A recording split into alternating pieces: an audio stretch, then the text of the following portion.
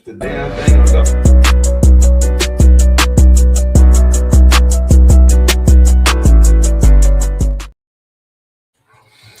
Good evening, ladies and gentlemen. How are we doing? 2026 NBA Draft Lottery is about to commence in the next 30 minutes.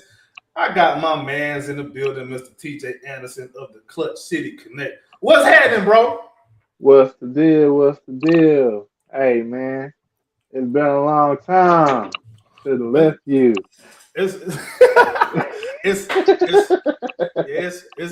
been a hot minute, bro. I thought you got traded, but apparently you untouchable, bro. You messy. you untouchable, bro. I can't trade man, I try to be, you know what I'm saying? But hey, man, I'm here, baby. I'm here. Let's talk. So they not trading you to Miami to go play with Giannis? They need some players, bro. You know, at this point, I would love to get traded to Atlanta, man, because it seemed like Houston.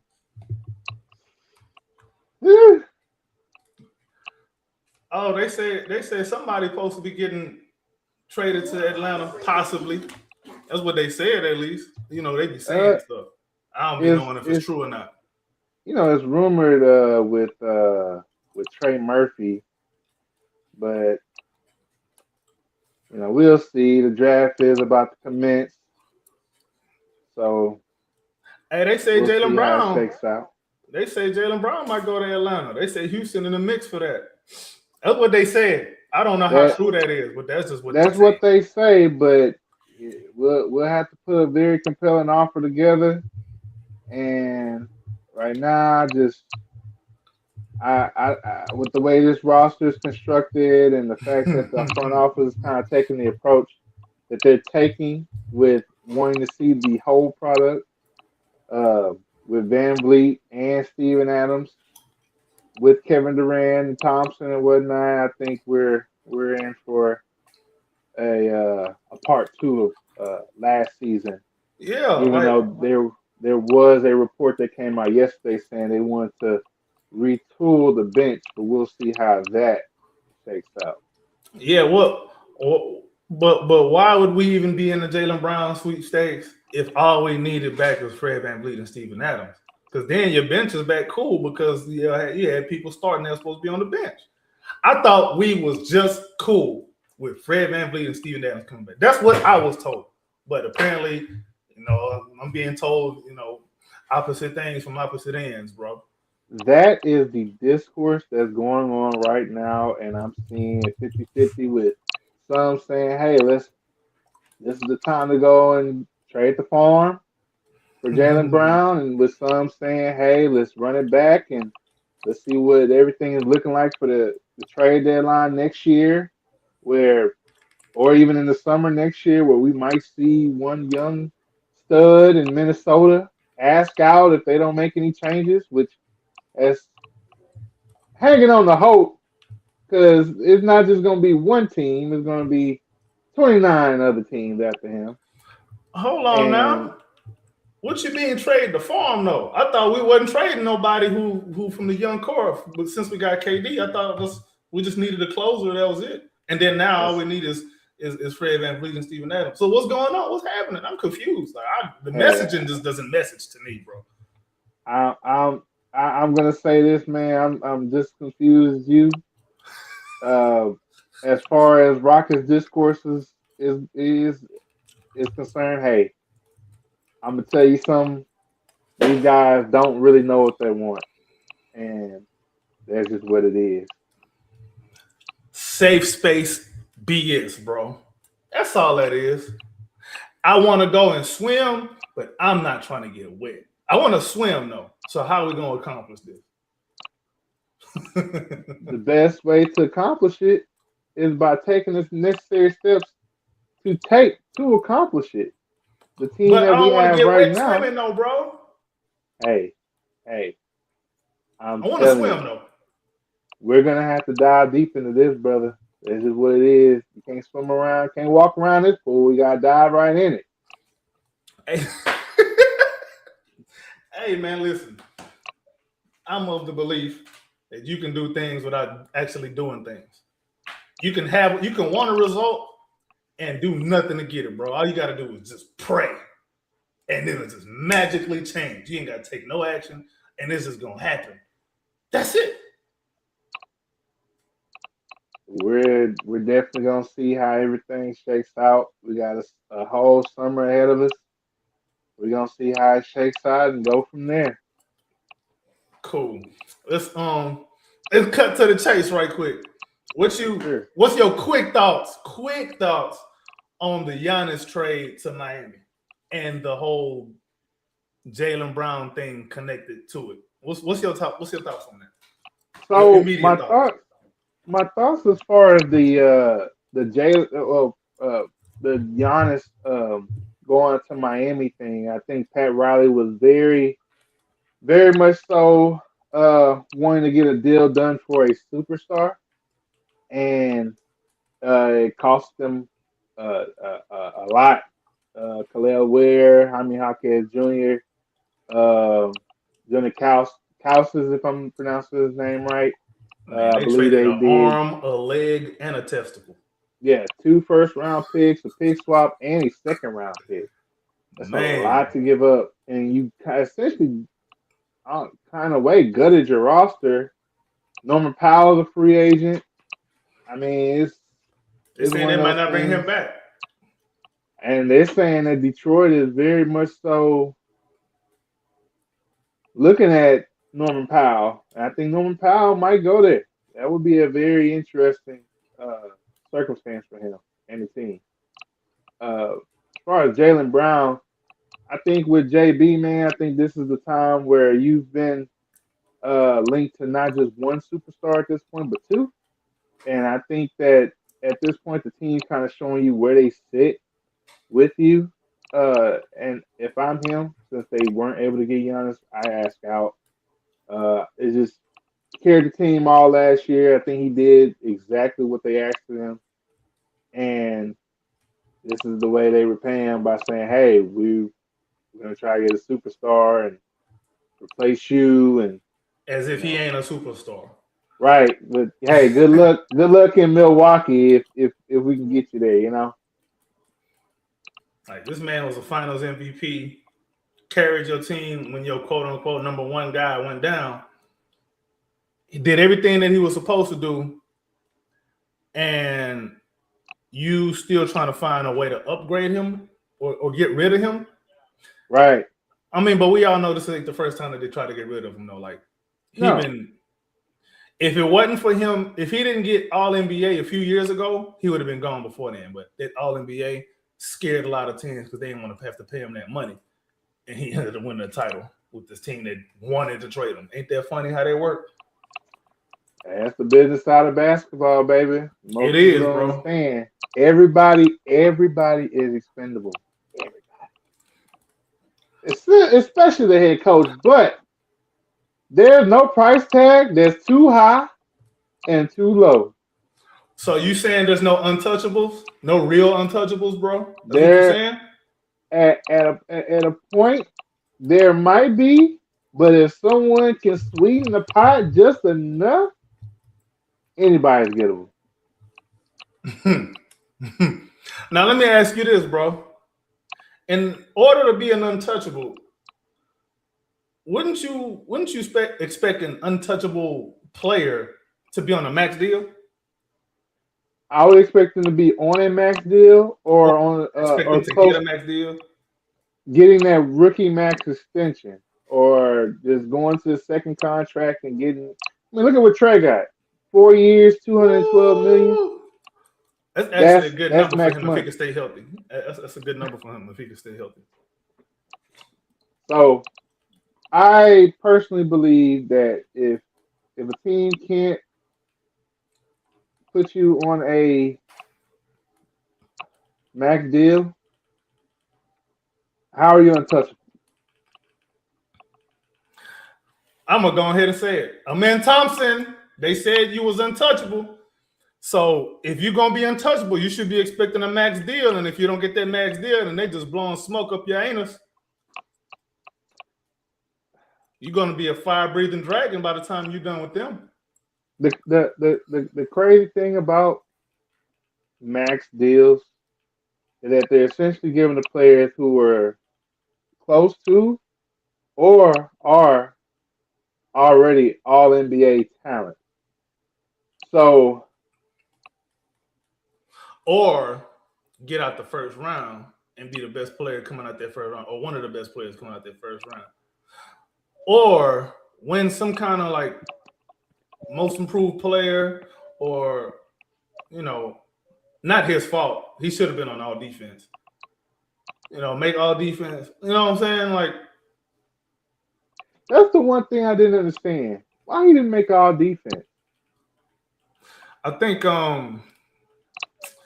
this is why I don't like the NBA media voting on anything, because everything is narrative based. They going after the best stories. They're not going because they ain't really got time to be watching every team like that. They don't. They go on their computers, type in whatever Pythagorean theorem that they can come up with to try to calculate how good somebody is on whatever award they want to give them before they start voting for stuff. They're not really watching like that. They're not. Let's be honest. Some of them even said that they don't be watching everything like that. So why you got to vote? How does that happen? How does that work? But anyway, like, come on, dog. Like, come on. Let's be real here, man. Anywho, man, let's go ahead and touch on this draft, man. First and foremost, are you believing some of this reporting? It depends on what you're asking as far as believe. Okay. All right. Do you believe that Darren Peterson is going to go number one over AJ DeBonster? No. Okay, what makes you think that? If I were the Wizards, I would. I would take him number one. I think outside of the cramping issues he had, I think he's the most talented player in this class. Darren Peterson over AJ DeBonster? Over AJ. All right, I'm gonna need your expertise on that, bro. Like, I'm gonna need some more juice on that, bro. Now, how some people are characterizing him as being the next up and coming Kobe. No, I think Kobe comes from this class of a different breed. I think Kobe just comes from. He's cut from a different cloth, and there's no comparison. But you can't take away from how Darren Peterson scores the ball.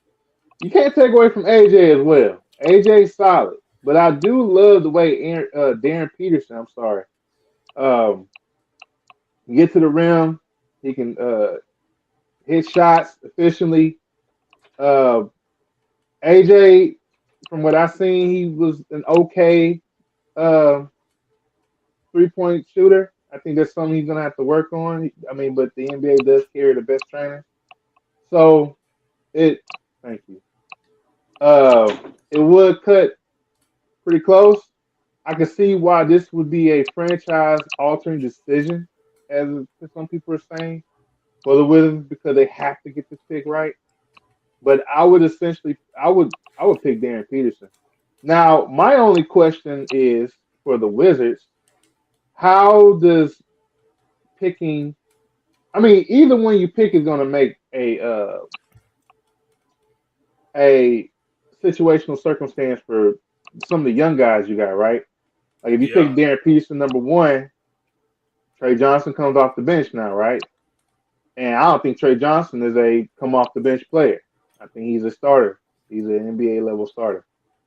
They still got what's the name? Koulibaly too, who's gonna be at the 3. And see, even if you pick DeBonster, hey, they got Keyshawn George. Oh yeah, he's nice. I like him. I like Keyshawn George. They got Koulibaly, right? Yeah. They got and then they got what's that boy? Bob Carrington. The dude that used to play. Who you talking about? Used to play for Houston. Don't they have a forward that used to play for the Rockets? He's a hometown kid in Washington. Cam Whitmore. Oh, Cam Whitmore. Oh, yeah. So what happens with him? These are good questions you're asking. If I'm a good GM, I'm calling them over there like, hey, how y'all doing this morning? I'm just checking on you. I'm gonna call you back tomorrow though. I don't want nothing right now, but hey, big head. That's all. I mean, the good thing is they got options, and the good thing for the rest of the league is just the Wizards and they stupid. So somebody gonna win something off of them. I think number one, them signing Trae Young to that 4-year deal. When you sign him to a lucrative contract like that, you're not telling him, "Hey, you're a bridge gap point guard." You're telling him you are the point guard.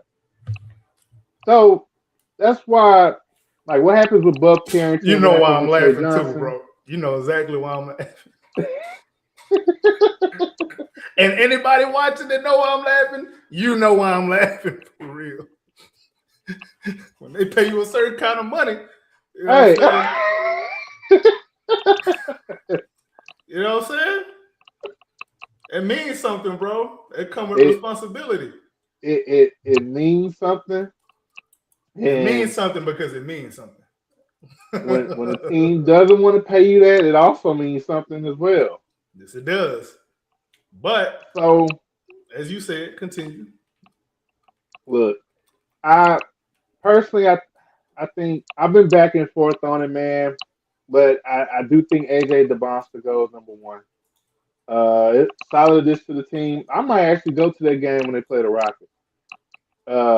I think Darren Peterson goes number two. Now, it was a report that came out just about maybe 15, 20 minutes ago that said that the Jazz are still, undecided on number two because they're still trying to pick between Darren Peterson or Cam Boozer.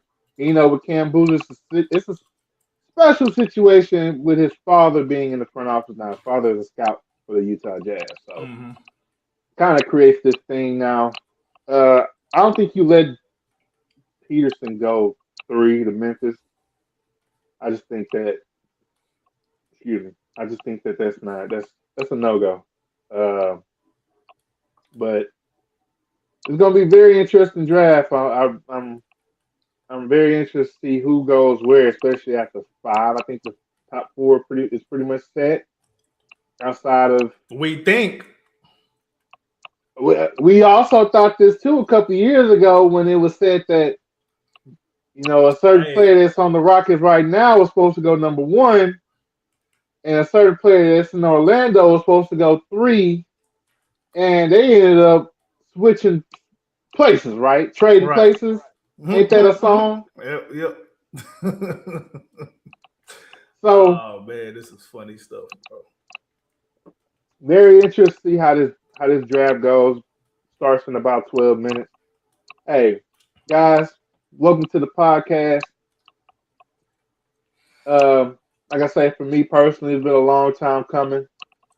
Make sure you guys go and follow my podcast as well, called Clutch City Connect. I'm actually editing 2 interviews I've done so far. Make sure you go watch the other interviews I got. Put that in the comments, bro. Make sure we put that in the comments, bro. Put that. We're gonna add it. Comments, bro. We're gonna add it. I used to be a part of Rocket Space, but I'm a part of every space now, from grassroots all the way to the NBA. So make sure you guys give me a follow. Already. Now, I got another question for you, bro. Yes, sir. Who is your most likely candidate to drop out of the lottery and fall? I think one player that could is Jaden Quinton.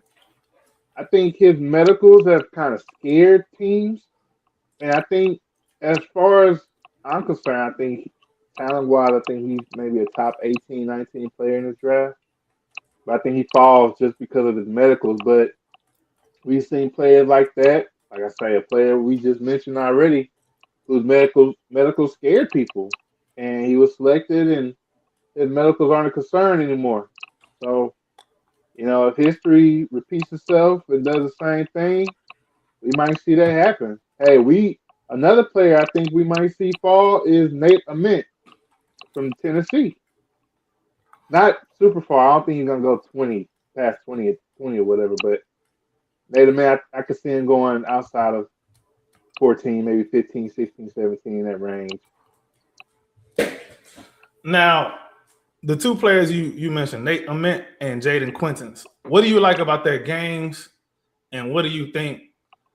What do you think they'll bring? What do you think they'll be? When they start to fill themselves out in the league. Oh, with Native Man, I think he's the biggest boomer bust prospect in this draft. I think he could be one of those players that could be a star player in the league, and he could be one of these players that could be out of the league in 4 years, 4 or 5 years. So, what I think he does very well, get to the goal. Got to work on the shot. The shot is very slow, especially in NBA. In the NBA, where the speed is like this, I think you got to get speed on that shot. But I think him going to Tennessee kind of did him a disservice, playing for Rick Barnes. But he's solid. He's solid. I like his game. Especially coming out of high school where he dominated. Of course, all of them dominate high school, but he dominated on the high school scene. And with Jaden Quinnis, high motor player. Even at Kentucky, the guy he can go. He can go all day, and he's gonna play defense. 6'9", kind of a little undersized as a big man too, but man, he goes up and he get those blocks. Man, he can go up and get some rebounds, and he's a hustle player. Something that I like. All right, so this is a tough one I got for you now, bro. Rockets Central. Who do you see the Rockets trying to grab in this draft? The Rockets got pick number 39. I know it's second round. The second round is it's tricky or whatever. But if you are Rafael Stone, who is the guy that you're looking at in the second round? Or I'll give you three guys. Who are the three guys you're looking at in the second round that you willing to take a little flyer on because it's the second round. It's all flyers. Well, I'm gonna tell you this. You told me three, but I'm gonna actually just name you one because I really want. I think he'll help us out tremendously. And as far as shooting, and I really want U of H's Emmanuel Sharp. I think he would be a very solid addition to the team. He comes from Kelvin Sampson University. I don't even call it U of H. Kelvin Sampson University, where, hey, your number one motto is to play defense and to be a good shooter. And if you're not in either one of those two, you're not going to be at U of H. So he's a very solid shooter. I got to see him play in person this past season. Where I actually got to see Kingston Fleming too. My goodness gracious, he's talented. He a dog. Yeah, man, he had a dunk coming from the baseline. I think they were playing against Oakland, and he dunked on one of their post players. I was like, goodness gracious. He got a lot of D Rose to him, bro. He moves just like D Rose. He's and solid. Because of some stupid measurables, they got him going. I'm saying a mock draft. I'm looking at NBADraft.net. They got him mocked 8th. That's crazy. He should not go past 5. He really shouldn't go past 5 because Brooklyn can use a point guard. Clippers got Darius Garland, but still. So, and then Atlanta. If he go to Atlanta, because they already signed C.J. McCollum. Like, what are we doing? Like, I would like him in Atlanta. He could end up falling just because of some stupid measurables, bro. And that's one other player that I think has the potential to fall. I think that there are some point guards in this class that teams might like a little bit more just because of their height and their measurables. I think Darius Acuff Jr. is one of the other players that that teams are That's looking my at. guy right Hey, there. he's a dog. You can't That's take my that away guy from right him. there, man. Darius A. Cup Jr. is gonna go out there and go get it. You know, That boy is on a the offensive hooper's side. hooper. Now the defense side of the ball is much to be desired. Hey man, y'all play defense. I got all of this bag. Hey, I got bag so for the whole team. Y'all got to put something in there. very interested to see how this draft shakes up. I think the draft starts at 5 or 6, depending on what the Clippers do. Clippers floating that fifth pick, based on some of the rumors. Maybe they try to get into the Jaylen Brown mix. Maybe they don't. Man. But it's gonna be interesting to see. I'm just ready for this draft to start, man. I'm ready now, guys. We're only doing the top 15 picks. 14, depending on 14. AK. We're just doing the lottery. We just doing the lottery, guys. That's it. Anything We're not after gonna do that, it. man, y'all got it. Somebody else can have it. Y'all We just got doing the it, lottery. cause we ain't. Hey, I ain't got we time ain't got for the time. it. I ain't got time for it. I damn near didn't want to do this, but Hey, I'm telling you, man. Like it's something that I want to do to kind of be a little bit different, but I mean, because the Rockets ain't got no pick in the damn first round, so and I don't believe. I don't see them trading into the first round unless they see a player that's falling that they like. But I think they stand pat at 39 unless they see a player from the first round slip into the second round, and then I think they might trade 53 and 39 to try to now go up. you know they're not trading into the first round. That is risky. And this front office don't do nothing that ain't a safe space. They live in that safe space, bro. They go skydiving from their living room, bro. They put the virtual thing on. They put the little Google glasses on, the Google VR. They put that on, and they doing it without actually doing it. That's safer that way, bro. They won't get in a helicopter and jump out their Joker and put their parachute up. They're not gonna do that. That's too risky. We don't do risk over here in Houston.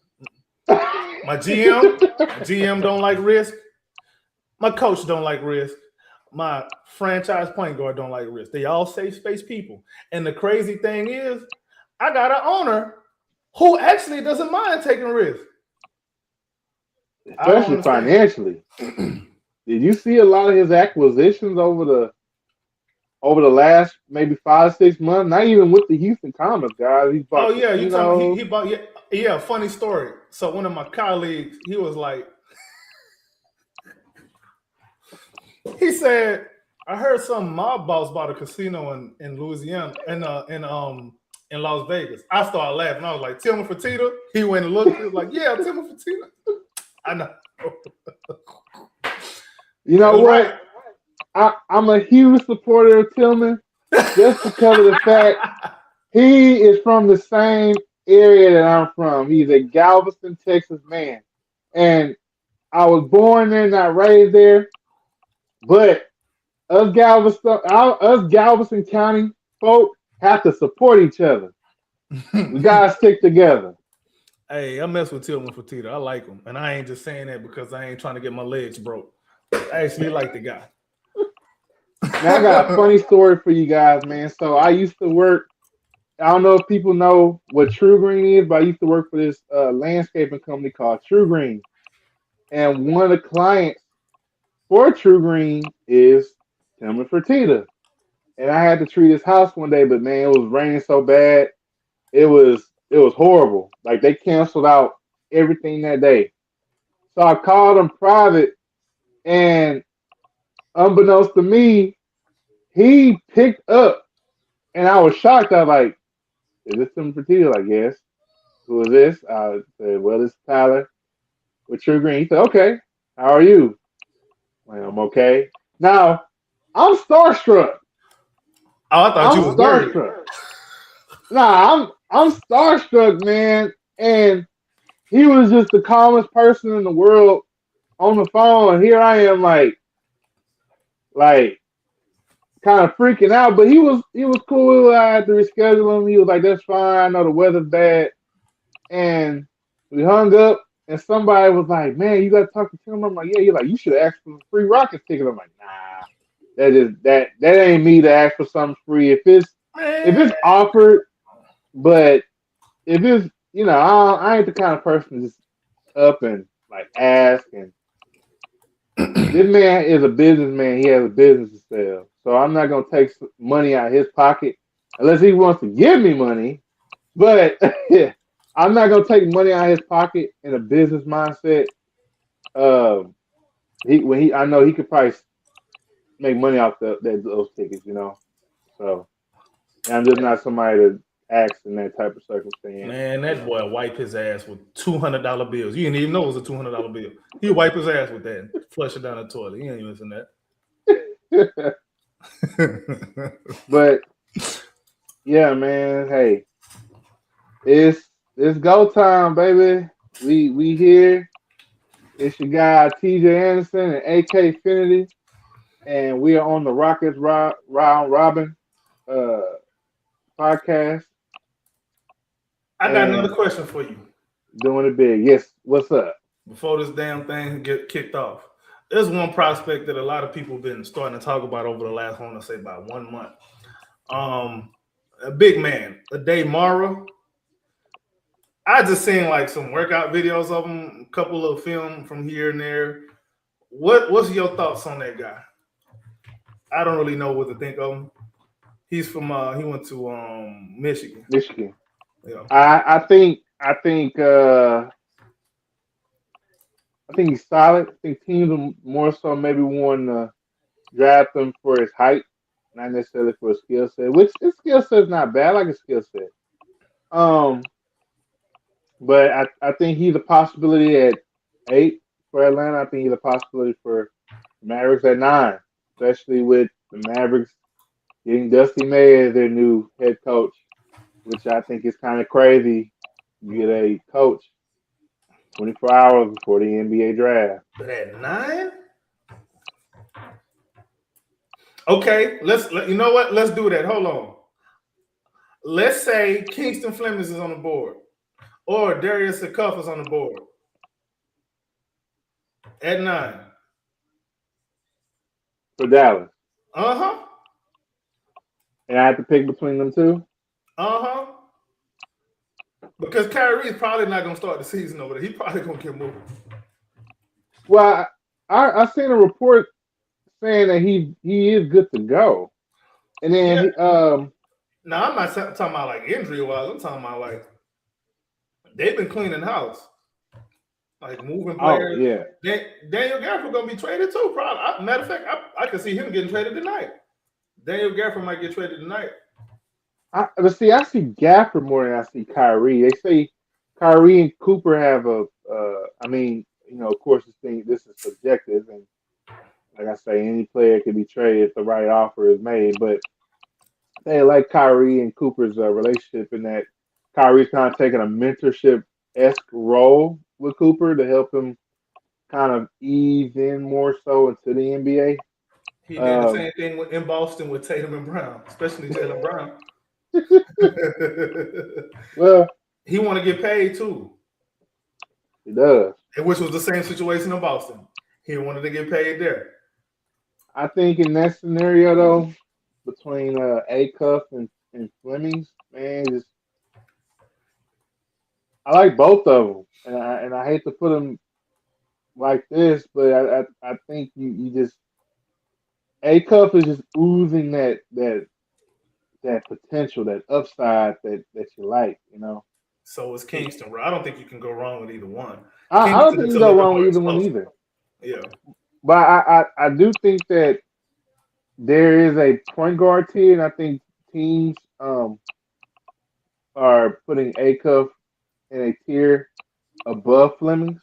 Not to say Flemings is bad, but I think it's just they're going off potential skill set and ceiling, essentially potential. So that's an interesting scenario, shooting, bro. It's the shooting.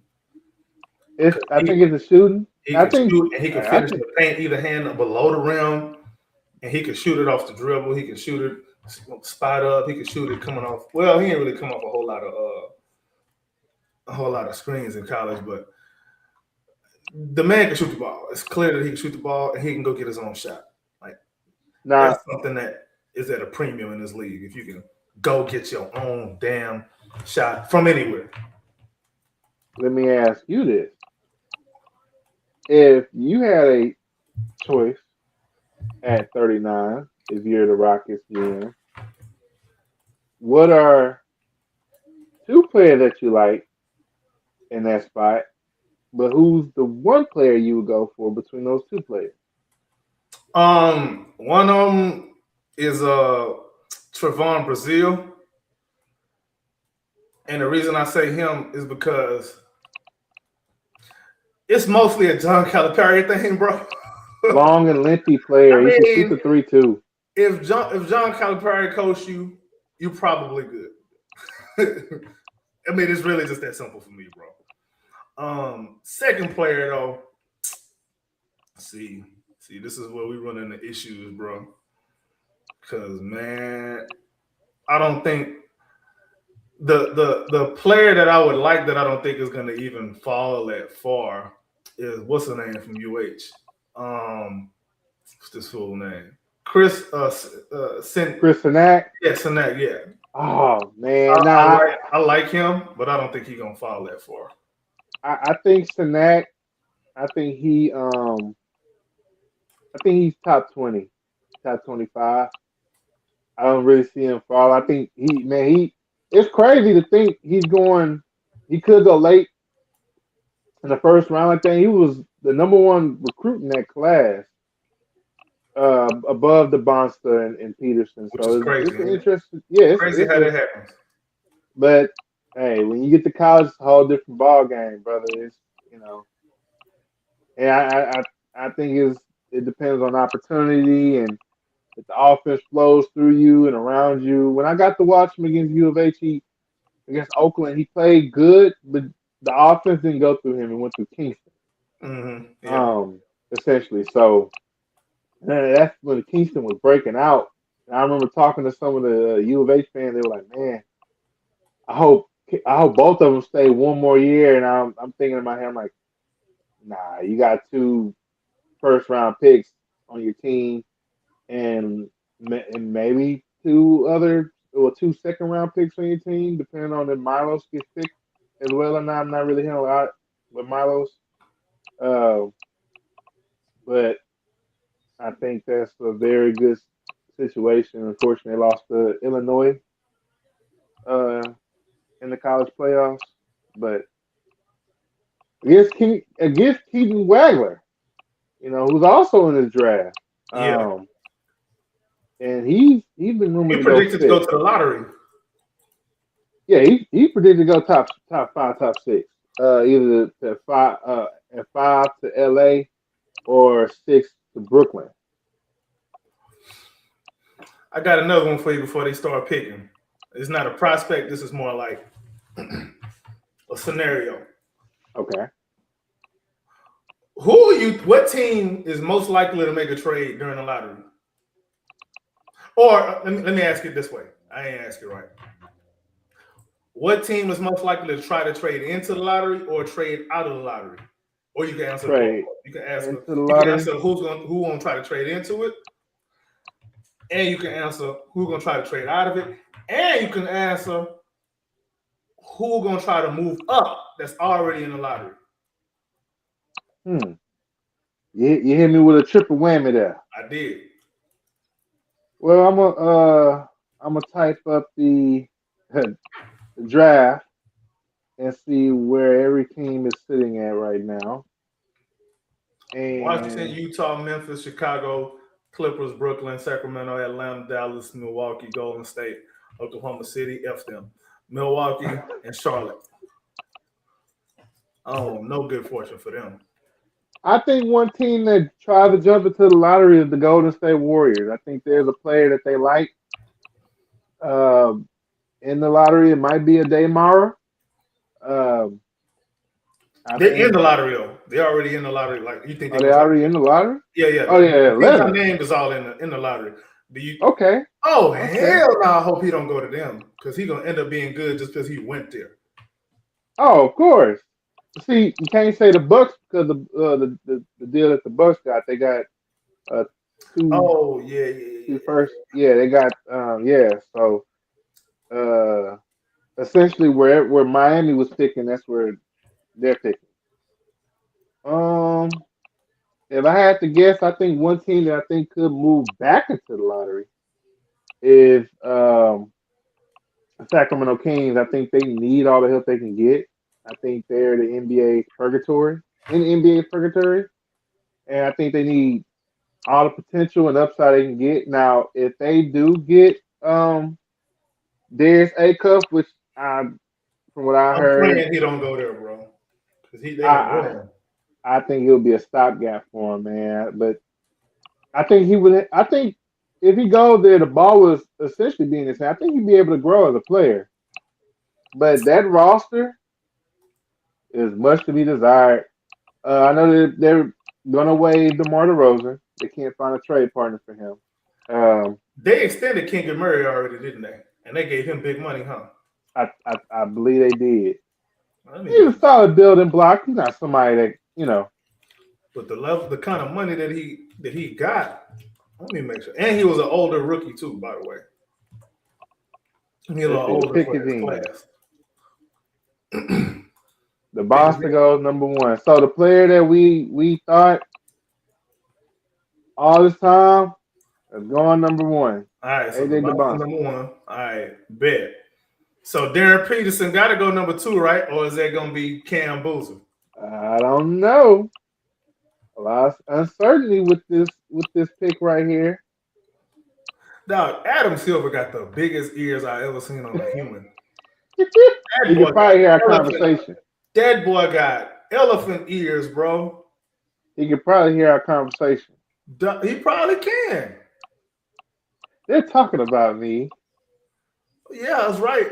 He probably hearing everybody's conversation, really. His kids can't sneak out the house, bro. They gonna hear that window open.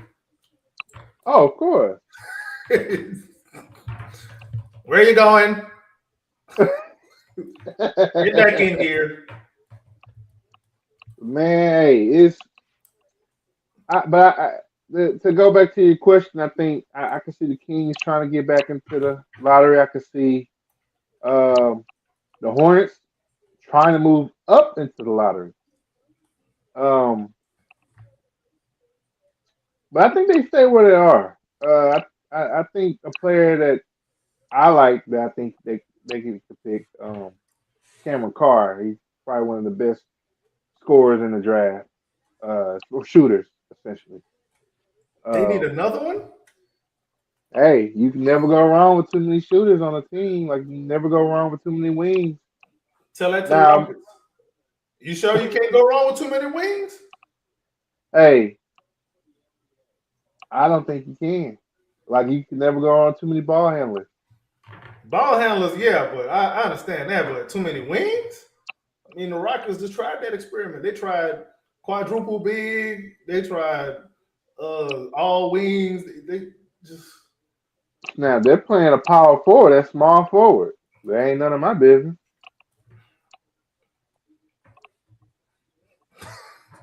Don't have the ball skills. They playing a power forward at point guard. You're getting me started, man. Don't get me started. I ain't gonna lie, bro. I think Amen Thompson's best position is probably gonna be at the 4. At the 4, small ball 4. I would think so, bro.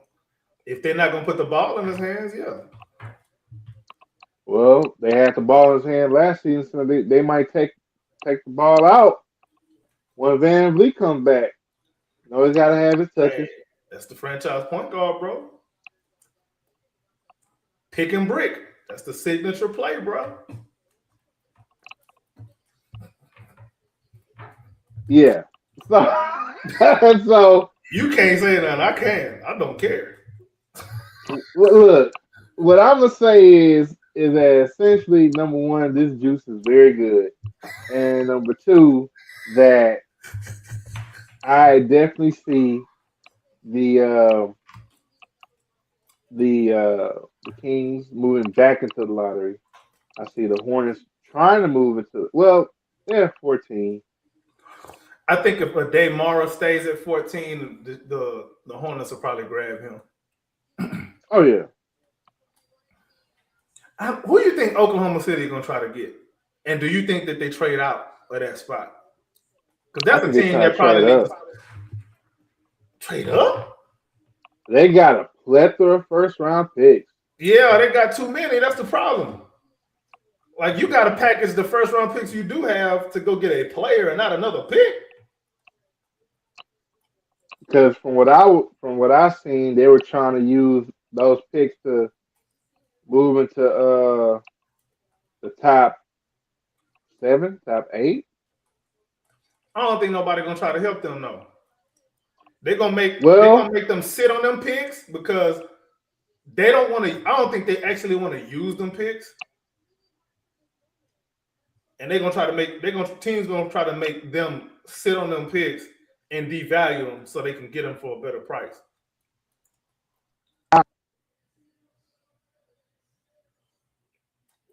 Can you hear me? Yeah, I can hear you now. Yeah. I honestly think that oh, hold on just a second. The pick is in. What we working with? We about to find out. We about to find out. Let's go, Utah Jazz. I hope they do something stupid. They actually have a well-run team. They got a good front office over there. It's just that it's Utah. Nobody trying to be over there with them. Well, yeah. Man, come on and say the pick. Taking all that time. Talking about the pick is in. That wastes too much time, bro. I'm just trying to go to the gym. That's all. Right. Now one of them want to go to Utah, bro. I know Darren Peterson ain't trying to go to no Utah. Neither one and two. And you're low key, I think that's what his strategy was, saying that he wasn't working out for nobody else. He don't want to go to Utah. He's trying to scare him off. They're gonna have two players over there that don't really want to be over there, Ace Bailey and Darren Peterson. Really? You know what I'm saying? And then I don't know what's going on with Keontae George. I really like Keontae George, by the way. I really like Keontae George. Man, Keontae George is a baller. There it is, Darren Peterson. Well, they got two players that ain't trying to be there. Something got to give. and they got to pay Keontae George. But you know what? That could be a very scary team this upcoming season. It could, but I'll tell you what. What happens with Walker Kessler? Do they pay him? He want that money. Keyshawn George, he want that money. Right. You still got Larry Markkinen on the roster. Team's gonna want him. Does he get moved tonight? He been in trade rumors his whole life. Who is that? Larry Markkinen. Man, with Larry,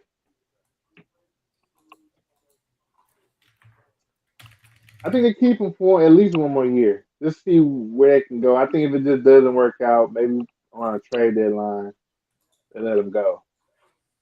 They gonna wait that long? I think they do. But I think it all depends on Ace Bailey, man. That potential is oozing.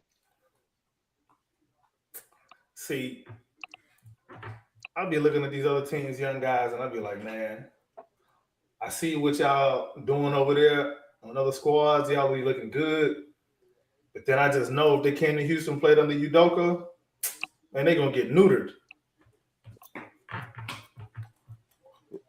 Man. So I don't even be wanting the Rockets to go get nobody else that's young, bro. Like, if you're not established already, like, I don't even want to.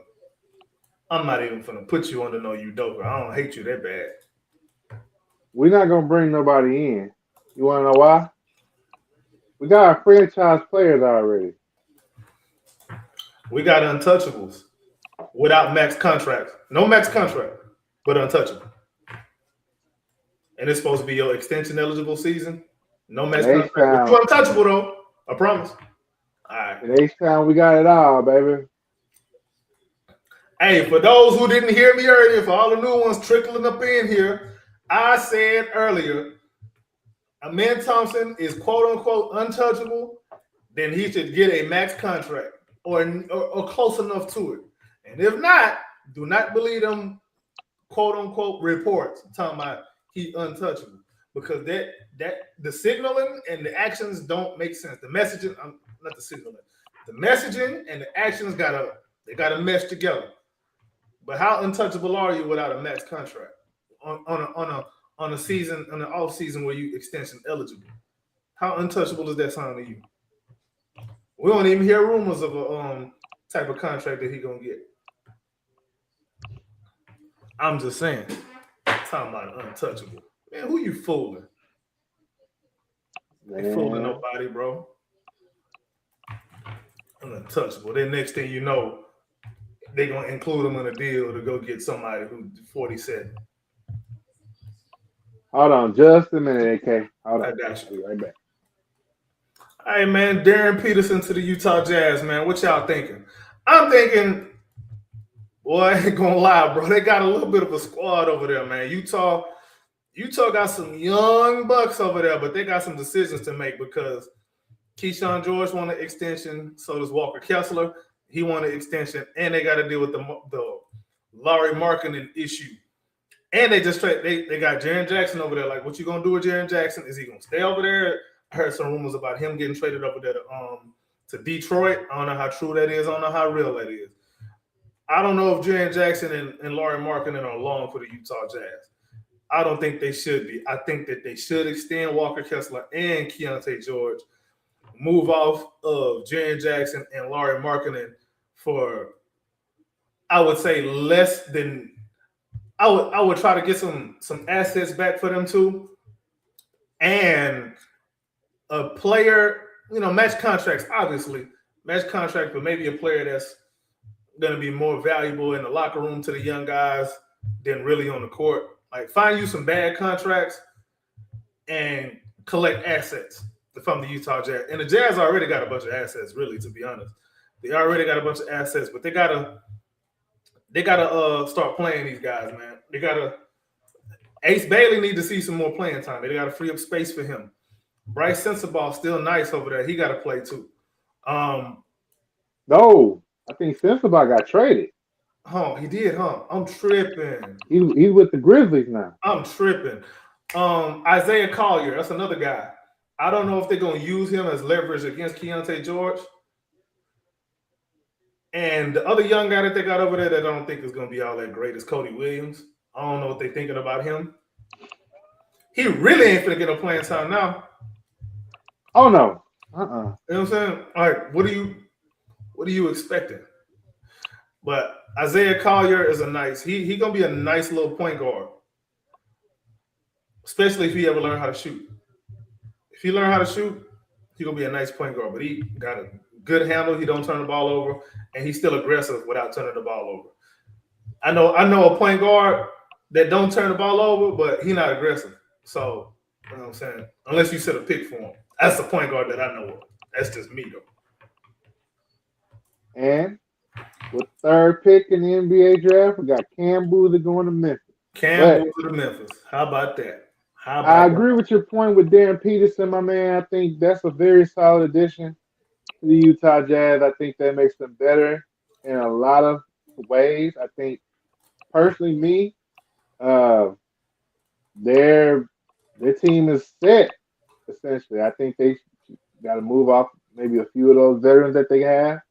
But I think they're going to make some noise in the West this year. But everything kind of runs based on Peterson's development, how Keontae plays, how Ace Bailey grows. I think, in my opinion, that's their big three. And you add, Jaren Jackson Jr. and him and Lauri Markkanen are kind of redundant. One of them got to go, if not both of them. I would move off of both of them and get some bad contracts with some assets to go along with it.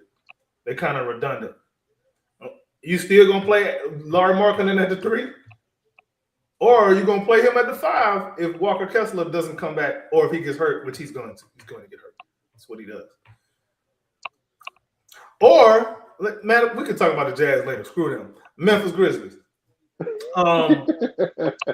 I think this is a very good pick for them. It's a very interesting organization because I think they're a bad organization from the top. But they draft well, and I think that they develop players pretty well. But I think that their front office is just absolute garbage fire, bro. That's what I think. This is why I'm saying this.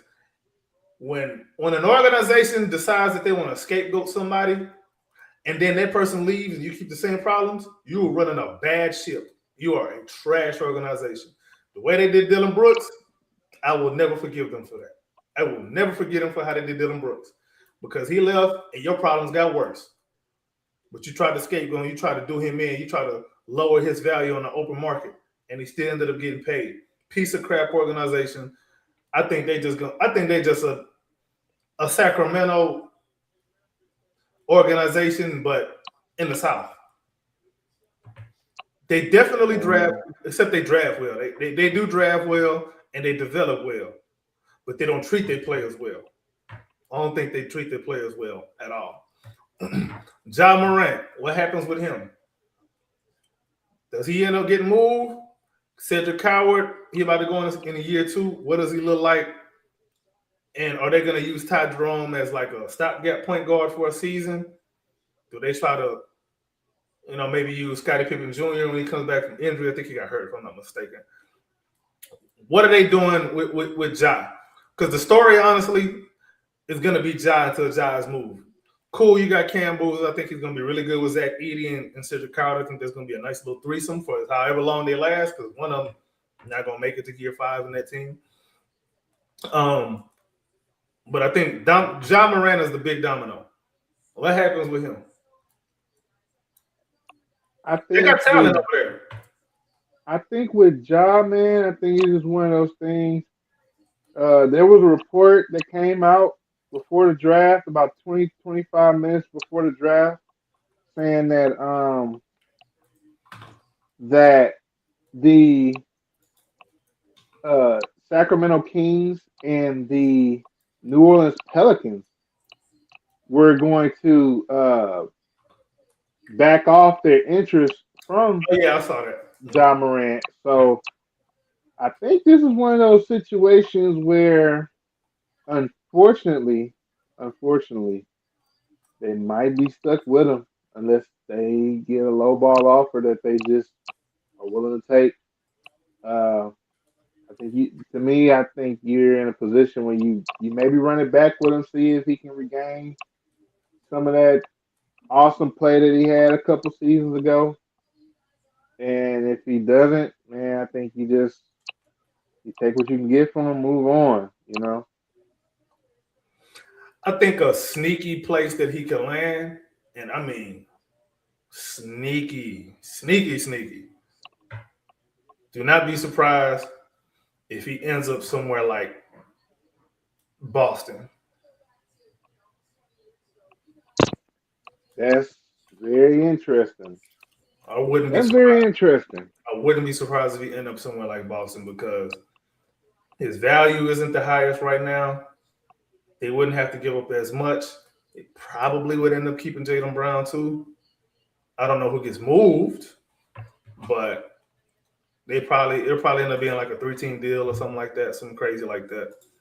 But Boston would be an interesting place for Ja Morant to end up. I think he fits. I think he adds an element to their team that they don't necessarily have from the point guard position. Like he going downhill, and he's always in attack mode. He always in attack mode, and they have enough defenders around him to where you can kind of live with what you give up on the defensive end. And he's not terrible on defense. He was just unmotivated last year. But I don't know how they would have to get that done. But I wouldn't be surprised if somehow, some way he ended up in Boston. I just wouldn't be. I wouldn't be surprised at all. Outside of Boston, other team I would think,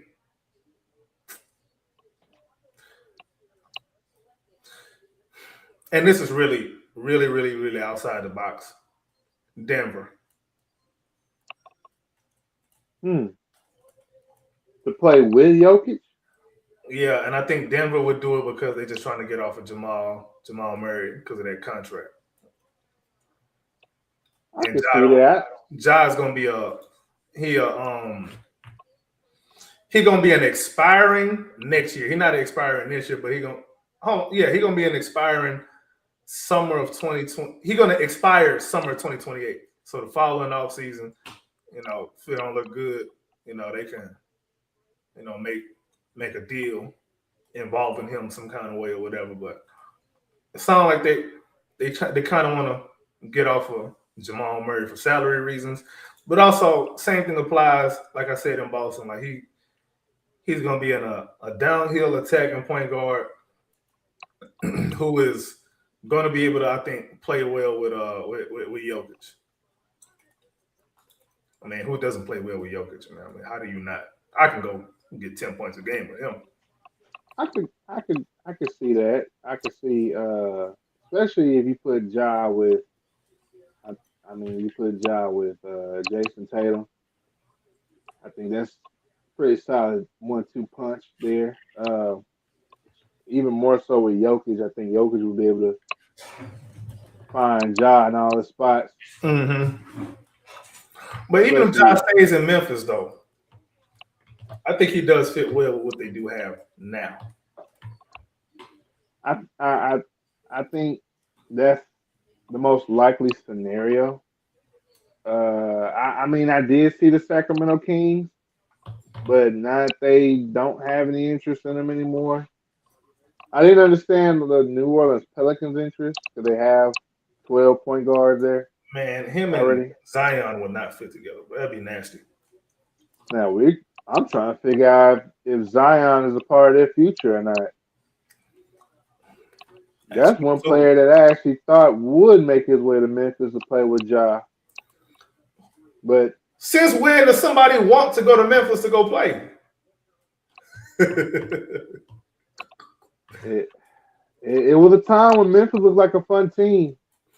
Yeah, but that time came and went. That's why I'm talking about their front office. It's a piece of crap.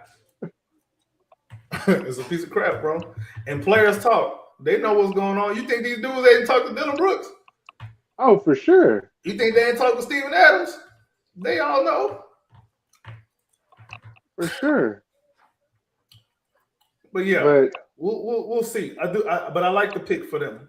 I definitely like the Cam Boozer pick for hold on, who went number 4? We missed out. Caleb Wilson went. Oh, with the 4th pick, guys, the Chicago Bulls have selected Caleb Wilson. Okay, so nobody's slipping so far. Mm-mm. Let's talk about that right quick. What's your thoughts on Caleb Wilson? How you think he's gonna fit in Chicago with Josh Giddey and crew? Oh, I think he fits in just fine. He has a point guard that's gonna find him where he needs to be at. In Giddey, I'm not personally not a fan of Giddey, but skill set wise, he's a solid passer. And then I'll say this. I really like him. With the general manager that they have there now, I think, and then with the fact that they just traded for Nick Claxton yesterday, that's going to be a very interesting front court. Both of them have very skinny frames, and I think a guy like Alperen Sengun is going to feast on either or. Like a big body center who can bang down low. But I like the pick. I like the pick for the Bulls. It's a very the upside pick, and I think he's gonna play very well for the Bulls. I think he's gonna ball out, definitely. Oh yeah, because the Bulls know how they want to play. They want to get up and down that court, and they're trying to get up and down the court in a hurry. They're not really too much interested in defense right now, which is cool. You're a developing team for the most part. You're a developing team, man. You're just trying to, get buckets and learn how to play defense later on. Like that'll happen. That'll happen eventually. And forget about Matas Yeah, Buzelis. Matas Buzelis is nice. I like him. I think the Josh Giddey thing just is just kind of. I just don't know how that's gonna look if he ends up staying there because they still need shooting, bro. And then I don't know if Rob Dillingham starts to really hoop over there and becomes more of what I thought he was going to end up being. All right, then we could kind of start, looking at different things for the Bulls because I think Rob Dillingham is not. I don't think he's a six man. I think he's a starting guard, bro. I see a lot of good stuff in him. Defense to be put aside, but you said Rob Dillingham? Uh-huh. Man, I think a lot of teams are starting to give up on him, man. They can give up all they like. He just can't give up on himself. He's still young. That's really crazy to me that you folks be giving up on these dudes that can't even drink. You give up on them already? All right, you got it. The pick is in, they said. The pick is in. The pick is in, guys. Let's see who we're picking. Well, not us, but the Clippers. They're taking Keaton Wagler. So the top five. Okay, the top five is still the top five. Is the cemented top five since the lottery. All right, ain't been no trades yet. Understand. What do you think about Keegan Wagler, bro? What's your scouting report on him? Man, he did a number on my U of H Cougars, man. He did his thing against my U of H Cougars. I'll say, man, he got a very solid game. 6'5", lengthy kid. Excuse me. He's just figuring out if he's going to be a point guard in the NBA or shooting guard. It's not a bad thing to be the combo guard. They said the same thing about Tyrese Halliburton.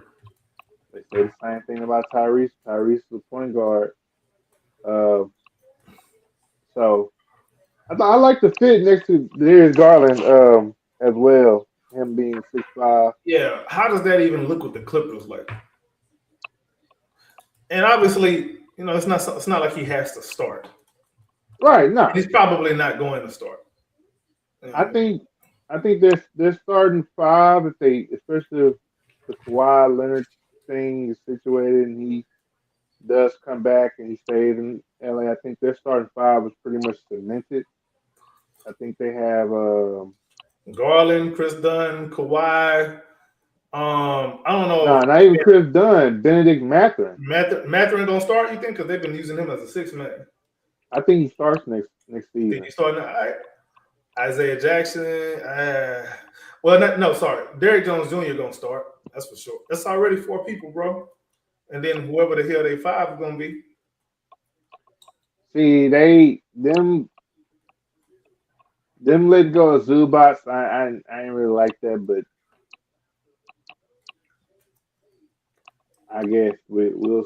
I mean, they got the 5th pick from that trade, so they need it worked out. No matter what, they need Isaiah Jackson is okay. Look at Keaton Wagler. Man, Keaton Wagler at 42 or 46. I don't know, man. There might be a team that come up that has a center but needs a point guard. This is not me trying to be messy, bro. I'm just saying there may be a team that has a center and needs a point guard. That's all I'm saying. I'm not saying nothing else. But, some teams don't have a pick in the first round. They don't. That's another thing, too. They may not even have no pick in the draft. I'm not trying to be messy. I'm just saying what the facts are. That's all I'm saying. I'm not saying they might have to wait for the second round. I'm not saying what should happen. I'm not even saying it makes sense. I'm just saying there's a team that has a center that need a point guard somewhere. That's all I'm saying. And we need shooting. Keaton Murray can shoot. Hey, might be a team that needs a point guard that can shoot, but they also have a center. That's all I'm saying. You know who he would be good with? Hold on. I almost said the Pelicans. But I like Jeremiah Fears over there. I like him too. I like the fact that they committed to him, even though they got DeJounte Murray there as well. Mm-hmm. But Murray I could play think the Murray two. gets traded. I He think might get Murray traded. gets traded. I think he'd be good in Houston, I think but he'd be good in Minnesota too. he would be good in Minnesota. He would be really good next to Ant. Oh my goodness. That's a good point. That's a good point. All right. So who you think going next, bro? This is where it gets interesting, bro. Who Brooklyn taking? I think Brooklyn here. I think they take. See, in my mock draft, I had them taking Nate Ament here. Um, I think they take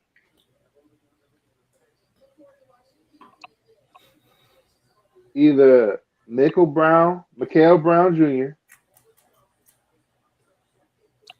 or Nate Ament. I still think they take Nate Ament. Brooklyn's so dumb if they don't take Darius a cut for Kingston Fleming.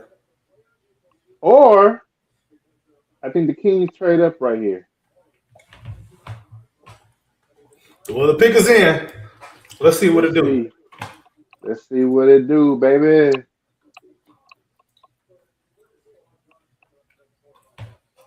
Can y'all get to it? They do all that talking. Ain't nobody trying to hear y'all. Ain't nobody tuning in for y'all. One day I would love to be a part of some team's draft headquarters, man, where I'm in there, I'm one of the decision makers making the pick.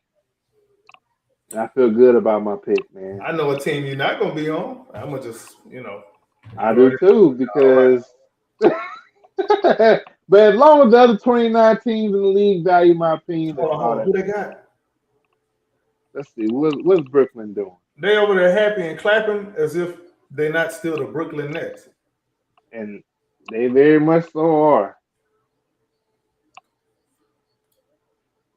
If Adam Silver don't bring his big ball head ass up here and say who the pick is, or announce a trade, Mikael Brown Jr.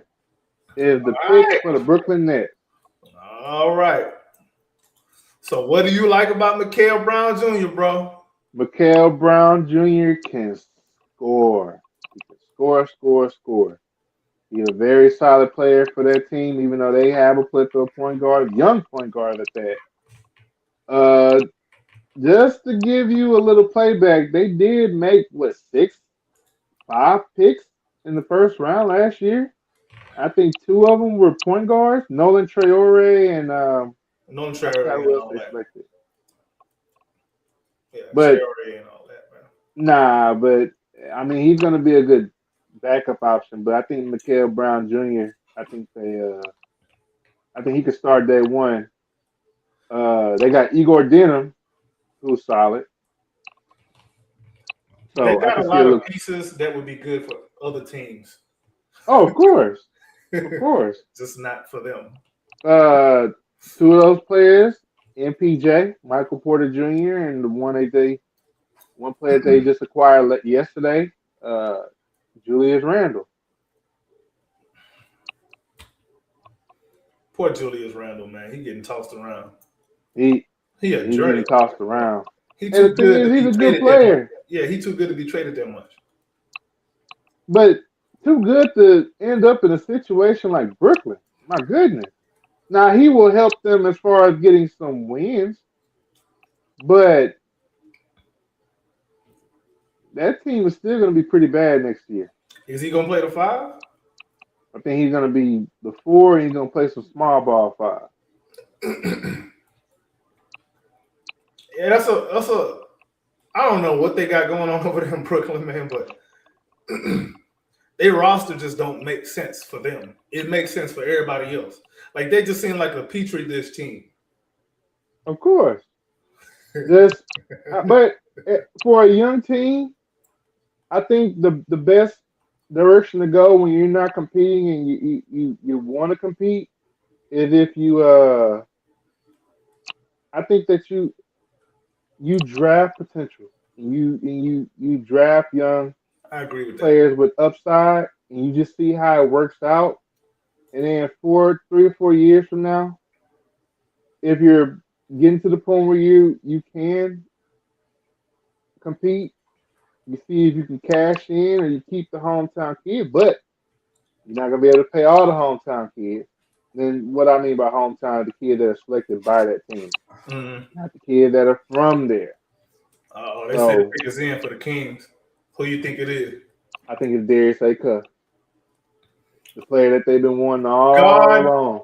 God, if you hate Darius Cuff and it be your will that he go to the Kings, I accept.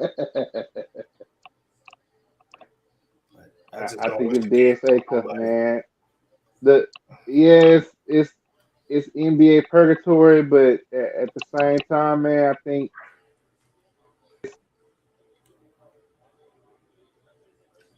can you hear me? I can hear you now. I think it's one of those things, man. I don't know why it's like even with the Eric Pincus interview, I kept having people call me, man. I'm just like, why?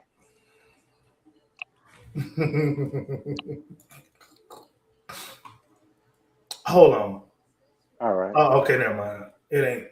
They ain't announced it yet. Who is there? Anybody in the first round in the lottery that you think a team? Okay, let me ask it this way: what team is most likely to reach for a prospect, and what player is most likely to be a reach in the lottery? In the lottery, well, I think all these teams are going to be doing that. I think essentially the team that's going to make the reach here in this draft is I think it's going to be the Bucks, man, with Nader Mint. One of those boom or bust players, and especially with them trading Giannis, they're going to need somebody who can be at the forefront. I think they're gonna pick Nader Mint. He's gonna have a mountain to climb. He's gonna have a lot of pressure on his back, and he could either rise or fall. The pick is in. Adam Silver's at the podium. Man, my heart pumping, bro. Darius Acuff Jr. is the pick for the Wow. Sacramento Kings. All right. What are your thoughts? Well, so far, I'll say this: a little off tangent. Top 7 picks are essentially in my own mock draft.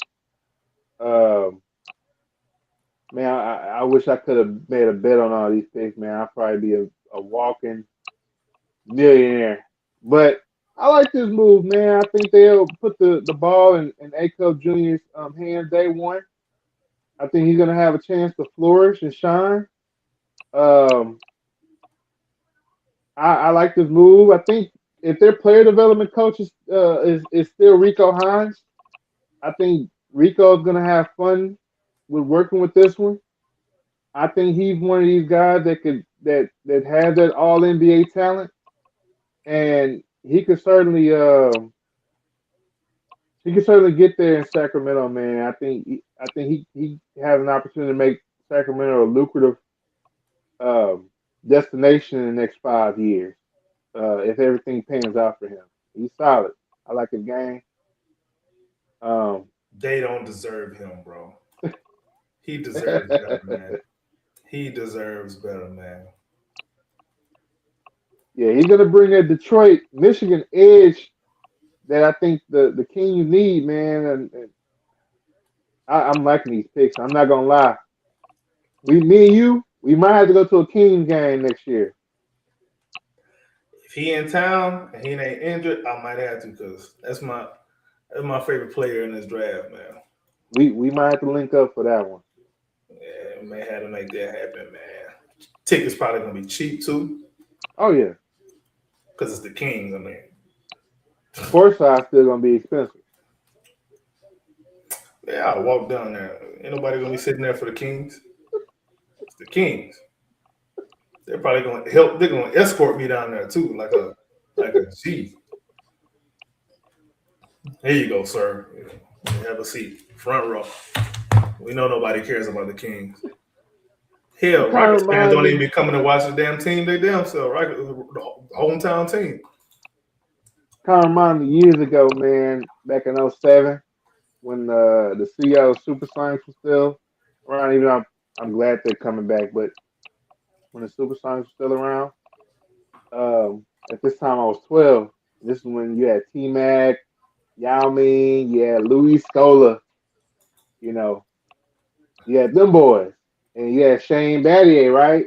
Man, And this is when Kevin Durant it was it's his a rookie rookie. season, right? Yeah. So Kevin Durant's going off, and me and my uncle are all the way in the nosebleed. So halftime, people starting to leave because it's a blowout, right? Mm-hmm. So my uncle was like, "Hey, we finna leave up here and go down there, right? But you gotta follow my lead. Don't say too much, right? Then let me do all the talking. Let him do all the talking. We got past the first guy. He was like, "Ah, man, I seen that. Forgot my ticket somewhere for me and my nephew." He was like, "Oh, go ahead." Made all the way close to court side. One of the ushers came. She was like, "Y'all were not sitting in this area earlier." My uncle was like, "Oh no, no." He was like, "Nah, man." He was like, we just lost our ticket. She was like, "Uh-huh." She said, "I'll do you a favor." She said, "You can't sit courtside, but she said you can sit close to it." Man, got to sit courtside, close to courtside, man. It's most people don't understand how different it is when you're sitting courtside. You hear a lot of the trash talking that's going on the court. And KD was Mm-hmm. talking that trash to Shane Battier, rightfully so. He had 30 plus points. He was unstoppable. The hand in the face thing they did to Kobe, it wasn't working on KD. Yeah, that don't work on KD. That frame, that length, Hell, it ain't work on Kobe. it didn't. I think one game it rattled, and then after that it was just like He started Kobe actually practicing shooting with a blindfold on. You remember that? with a blindfold on Yeah. and with someone literally standing right here doing this while he's shooting. Hey, Kobe is a demonic player, bro. Jeez.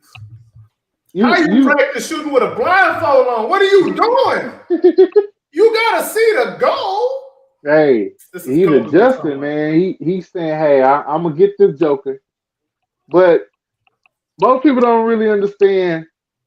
Excuse me, the kind of setting there is when you get to sit courtside. You hear a lot of talking. You hear, especially what the NBA coaches are saying, right? You get to hear the coaches, the players talking amongst each other as teammates, right? And also talking trash, whether it's to the players defending them or to the bench. And man, just KD was talking that trash. He was saying a lot that I was like, oh my God, goodness gracious.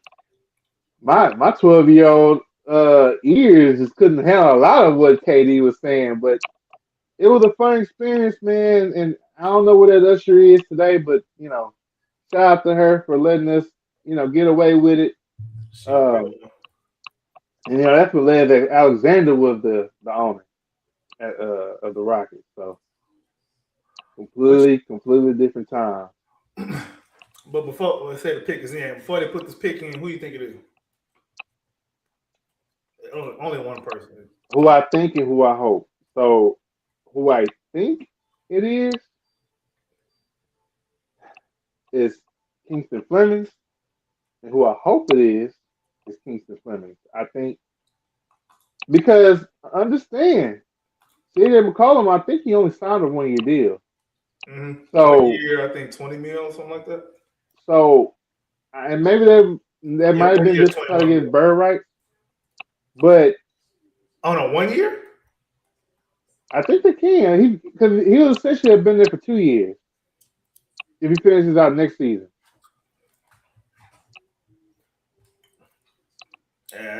Yeah, I don't know. I don't know how. Man, all that contract jargon be. Right. I have to I ask Eric. I have to ask Eric Pincus that. Um, know, but Blazy dog. Yeah, he went to hell, bros. All right, we're gonna pray for him, man.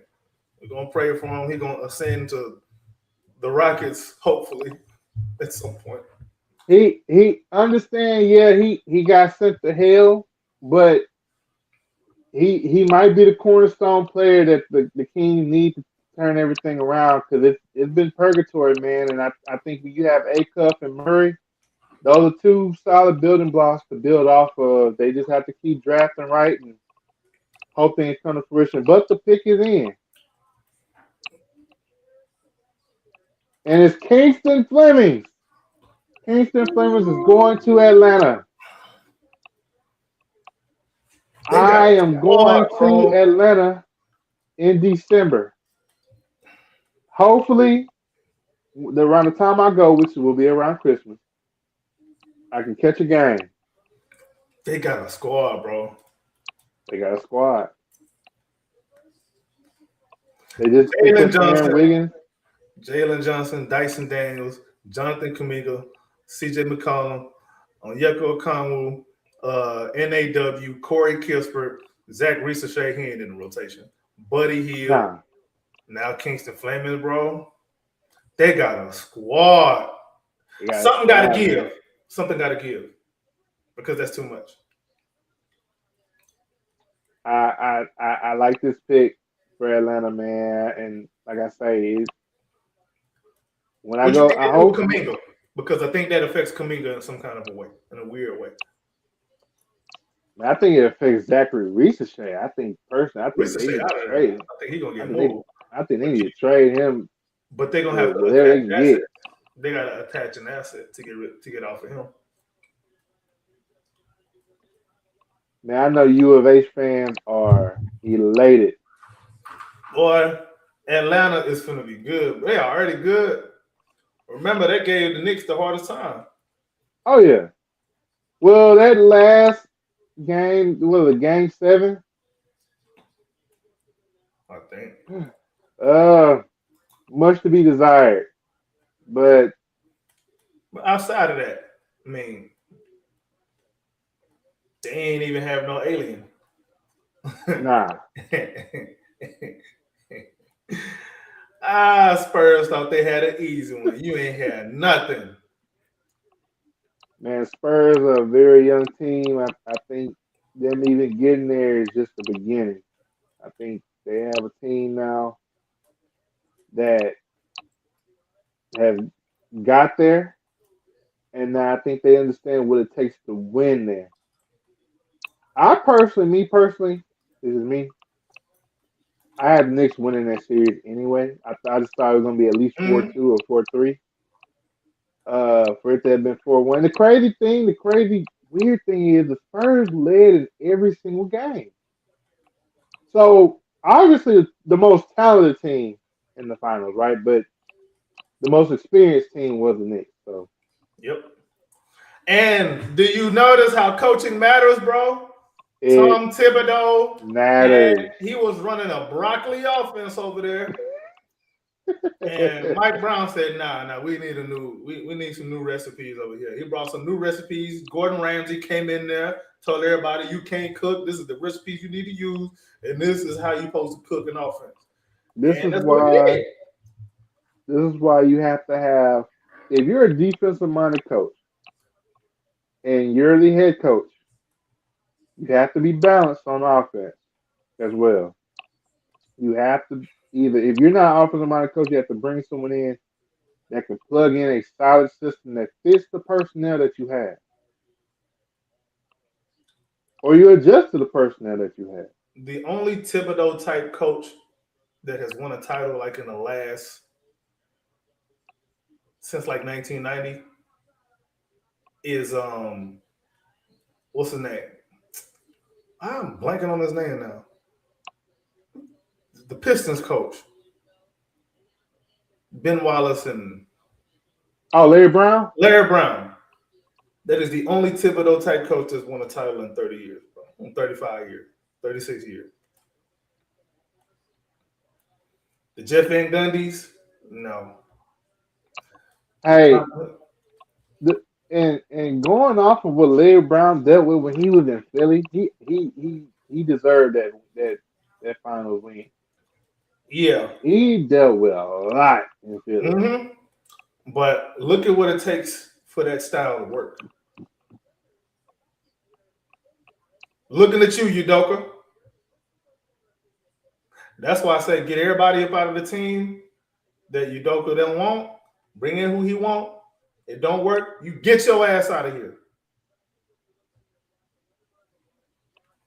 Because it look like he don't know how to coach no other kind of way. Like he's not malleable. He doesn't want to adjust to nothing. Like you gotta when you're that heavy on one side of the ball. That's why he wanted a KD. He needs like these hyper offensive players because he know he ain't got nothing for you on that side. He's not gonna draw up nothing to get nobody open. He ain't gonna scheme nothing to free you up.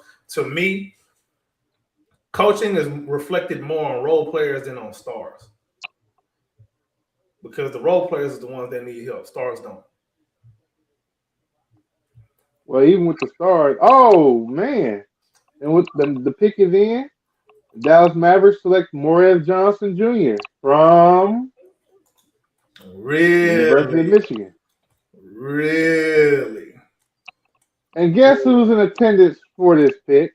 Of course, the coach. New coach Dusty May of the Dallas Mavericks. Yeah, Daniel Gafford gone. Can the Rockets get some of that? He can offensive rebound, and I'm pretty sure he can box. The only thing the Rockets are gonna get is who was available at pick 39. Can we trade for Daniel Gafford? No, Daniel Gafford a free agent, ain't he?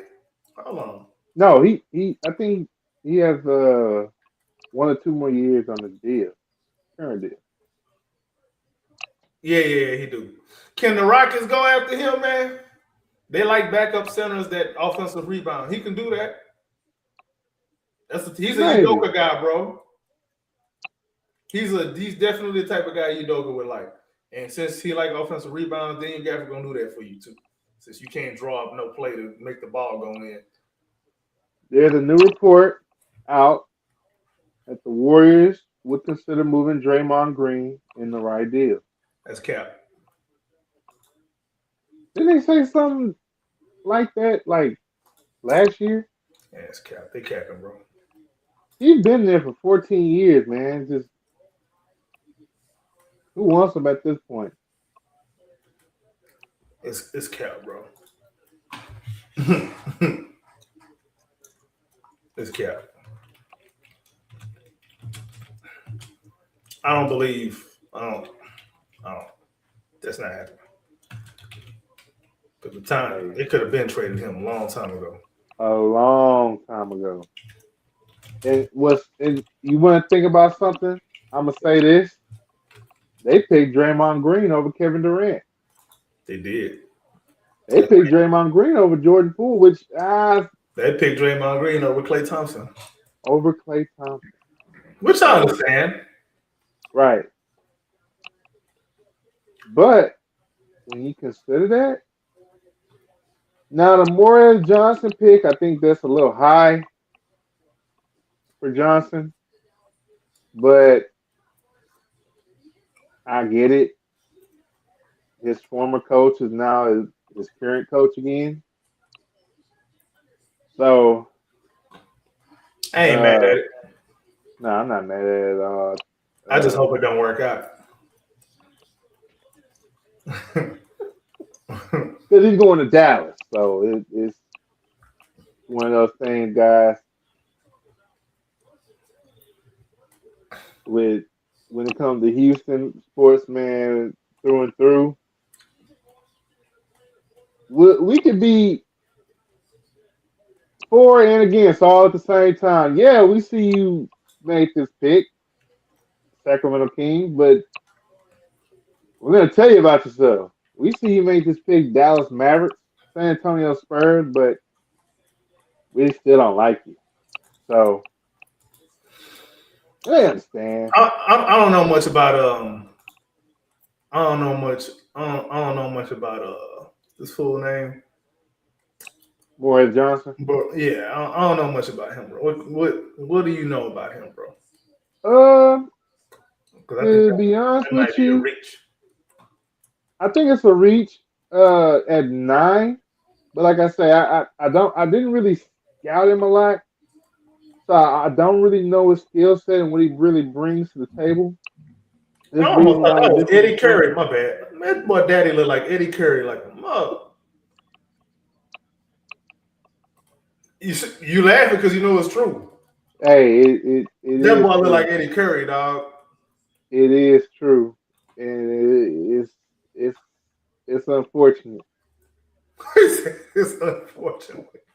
But man, hey, Eddie Curry's son can ball.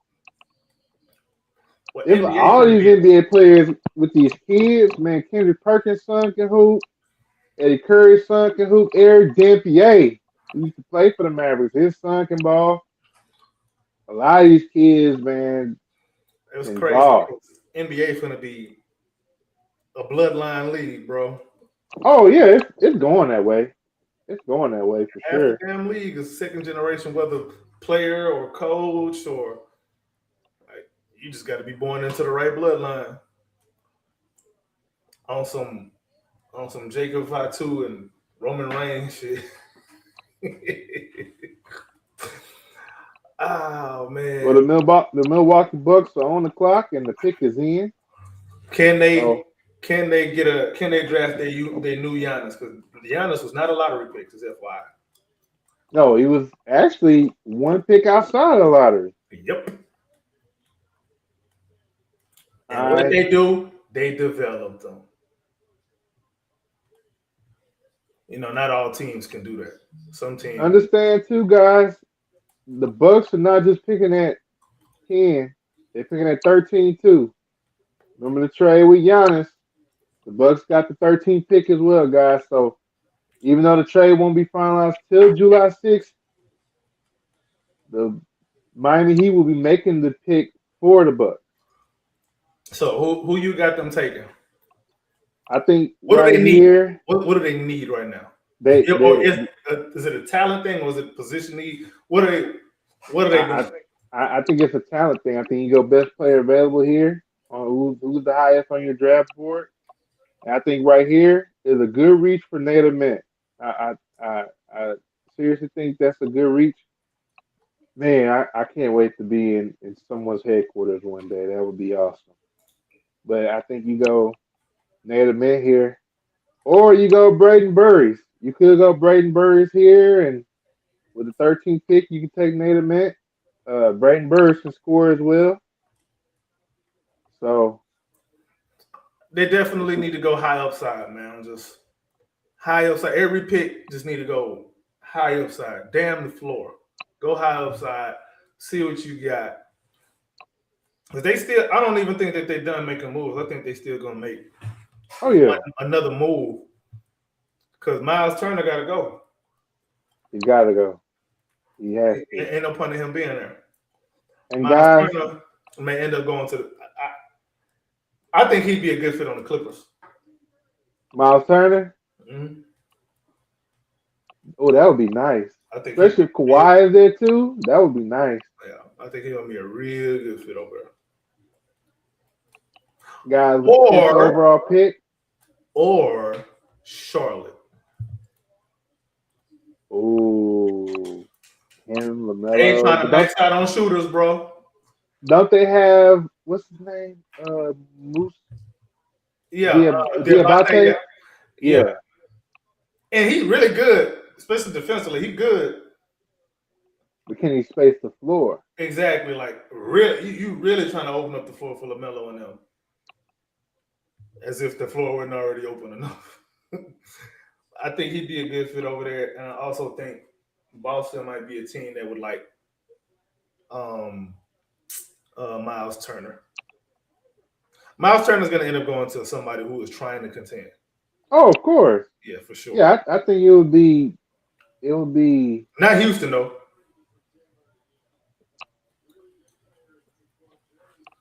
What? I'm just telling you, we're not doing that. They said we ain't doing nothing. So we're just chilling. We fold our hands in the off season as well. Fred can come back and save us. Steven Adams gonna get some rebounds after them picking bricks.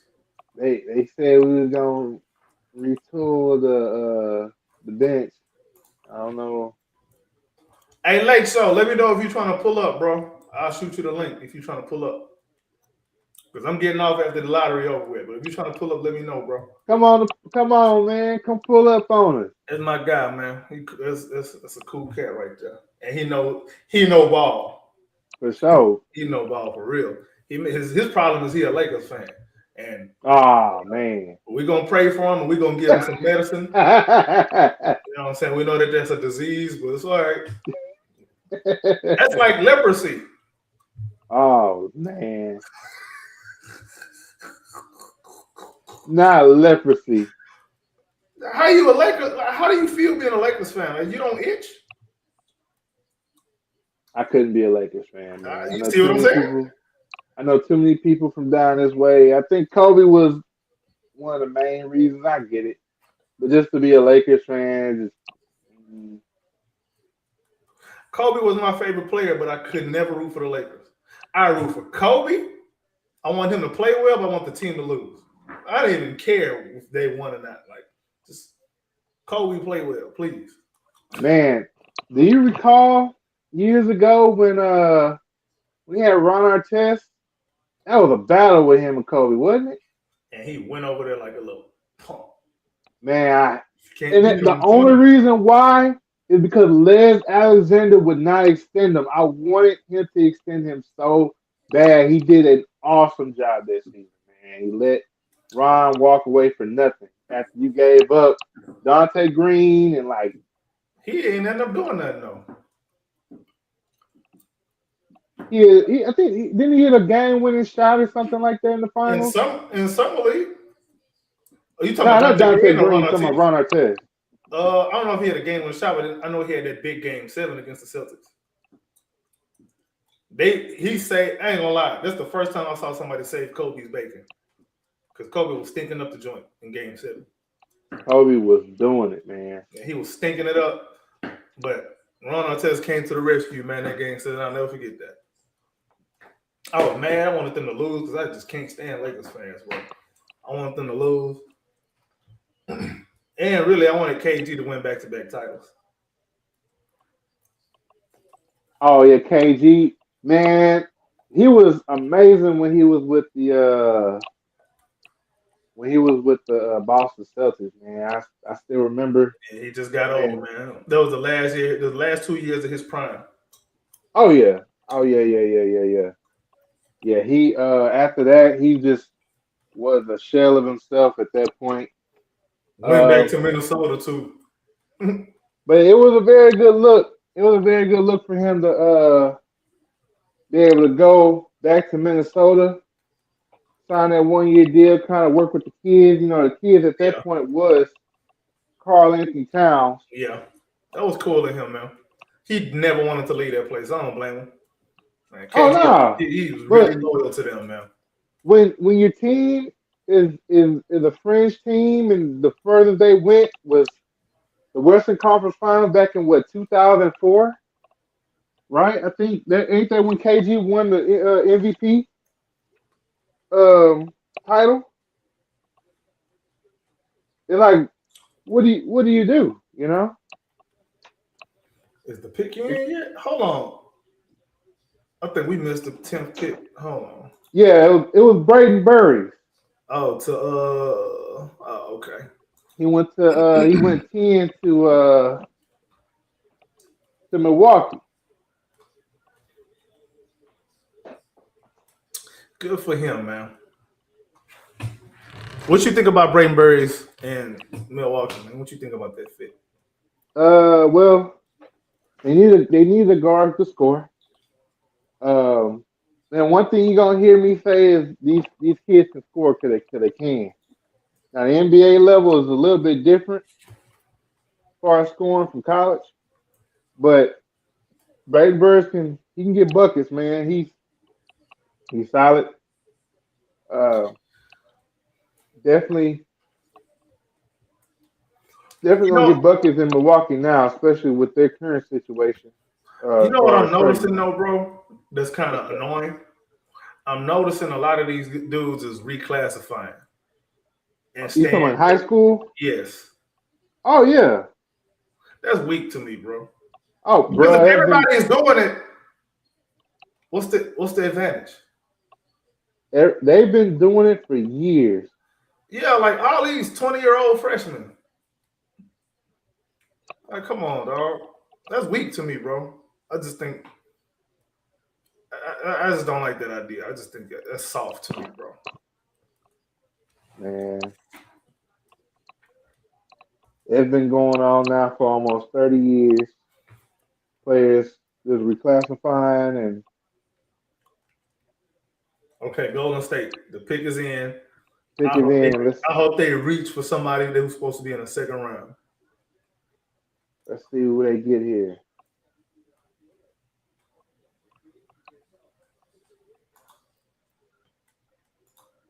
Jonathan Wasserman called the Dallas Mavericks pick of Morel Johnson a reach.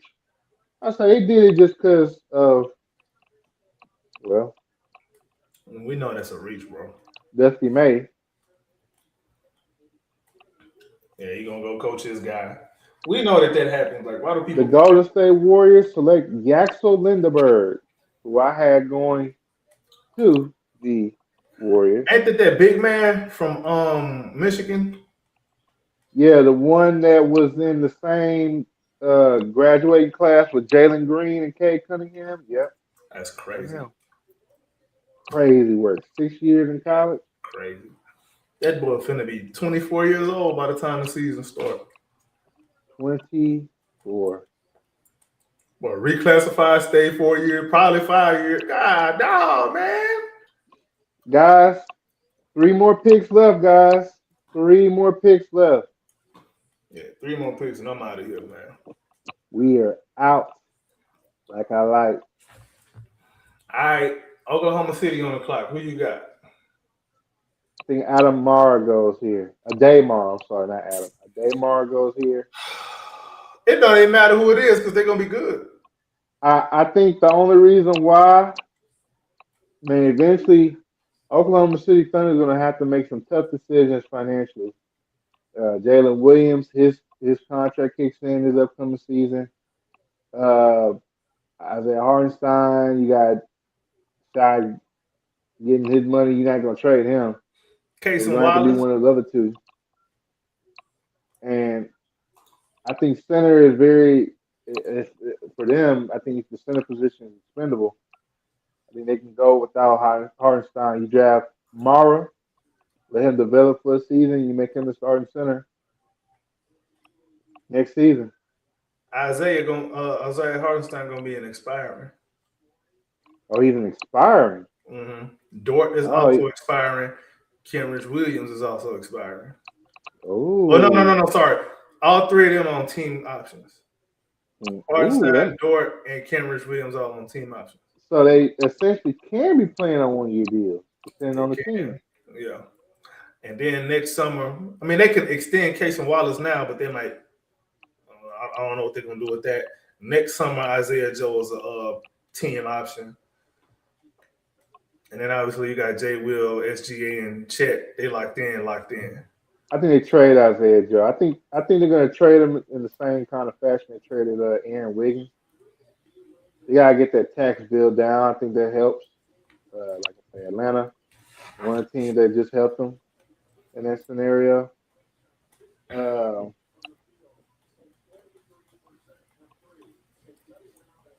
Jackson's going to be pretty solid for them, man. I think he's going to usher in the next power forward. Draymond is not getting younger. Draymond going to punch him at practice, and they're going to trade him. He's in the YN era, so he might punch him back. I hope so.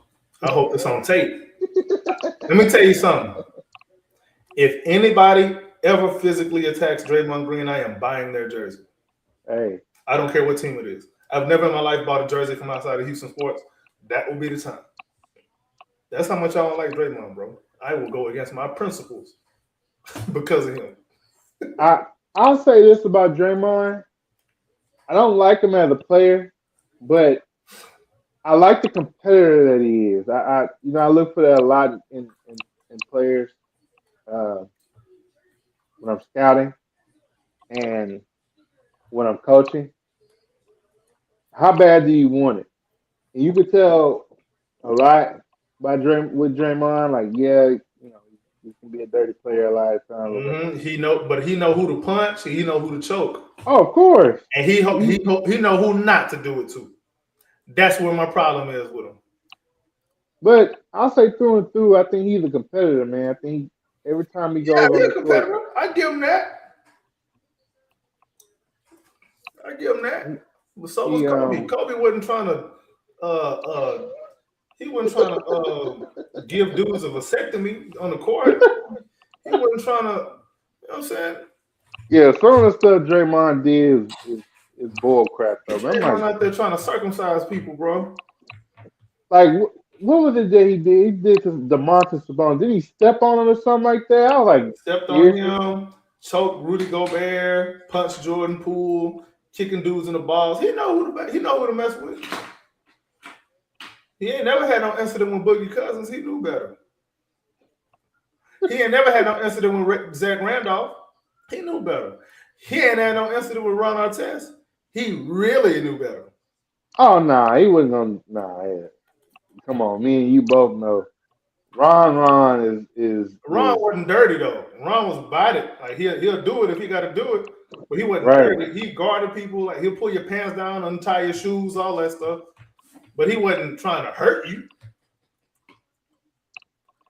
And then play victim after. That's one thing I liked about Ron. Ron never played victim after he did his BS. He did his BS. He did it. Draymond want to complain, and act like he ain't doing what we just seen on camera. Bruh. Anyway, Oh boy. okay, the pick is in for OKC. The pick is in for Oklahoma City. Whoever it is, they're gonna be good because Oklahoma City knows how to develop players. Not every team can say that, you know what I'm saying? Some teams they just draft players and just okay. Well, They draft good on your own. Look, they use them wrong. Yeah, we ain't got no plan for you, but hey, and by the way, we got all these other projects that we're trying to develop all at the same time, and we don't know how to prioritize which one. Right. Yeah. I'm just Gotta not make players a little bit bigger than what they are. You know?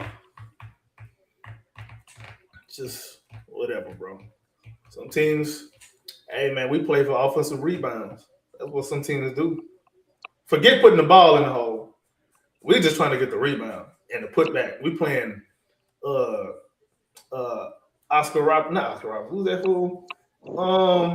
Big man used to play for the Rockets. You're not gonna like who the Thunder just picked. And whoever they picked, I ain't gonna like it. It don't matter. Who they grab? Dave Mara. Oh, just like you said. Yep, he gonna be good for them because the jersey he gonna put on. Bruh. They're gonna if I could have put money down, somebody. If I could have put some money down on who I thought was gonna go where, I could have got some money. Cause I got every pick right, even the Braden Burris pick. Milwaukee next, man. Who you got? I ain't finna say nothing about it. I think right here is Native Mint. I think right here is Native Mint. Yeah, and he's slipping. Ain't he one of the guys you thought was gonna slip? Yes. He's probably the biggest boom or bust product in this draft. Bro, you know your stuff, dog. Hey, that'd be crazy if the Bucks draft him and he end up being good just like Giannis was. But who to say they don't draft Hannes Steinbeck or LeBaron Farlong, you know? What you think about Cameron Carr? Yeah. What you think about Cameron Carr? Oh man, hey, he gonna give you them deep threes, brother. He gonna shoot it in your face and it's gonna be nothing but straight water. Man, he 21? Oh, Daymar? Nah, Cameron Carr. Cameron Carr. Oh, here, junior. Yeah. That makes sense. Yeah. I'm so used to everybody being a freshman. I just say, right. No freshman, God, dog. Right. I think people be looking at draft class instead of age. Like, look at the age. That's a draft class. I think Daymar is going to be very utilized when they play the Spurs. You see how you just know that it's going to be them two again? And you see how you know who it's not going to be? Man.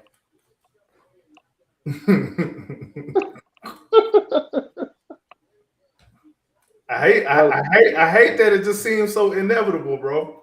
Right, but Yeah, Milwaukee. I think I don't know. Like, let me go check out their roster real quick because they kind of I don't know. Like I said, I think they needed to I get. don't. Well, I don't understand with Milwaukee in the Giannis trade. You got Tyler Hero, right? Mm-hmm. And Why do you want to trade Tyler Hero? because they don't want I don't think they want. I don't think they want to be good. Not that he's just gonna make you just like a world beater or nothing. You probably not even gonna be no playoff team. But they probably want to free up more. I think it's more about they could probably get more in a trade for him now than they would get out of him on the court. They'd probably get no more value in a trade than on the court. Not that he's going to be bad for him. He'll probably be good for him. But Right. they probably would rather have that playing time, given to somebody else. They got a different they got a decent little roster, bro. Like I like Ryan Rollins. I really like his game. AJ Green is another guy who they already have who was gonna take up some of that shooting, ball handling type role that Tyler Hero was gonna play anyway. They probably just want to give him them reps anyway. Right. Bobby Portis is gone. Kuzma and Hero would probably end up being like a trade package together. I can see that being the case. Imagine that. Like imagine and this is just me spitballing. I don't know how this could happen. Just throwing this out there. If you told me the Pistons was gonna get Kyle Kuzma and Tyler Hero, you wouldn't look at that as something?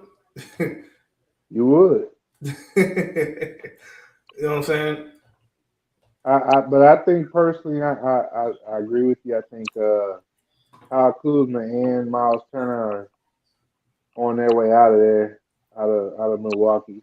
Oh, who did they grab? They haven't drafted anyone yet. It's on commercial. Oh yeah. Oh, they about to be on the clock. They are on the clock, but they're about to Yeah, the pick is in right yeah. now, but you know how they do with those commercials. They wait till after the commercial.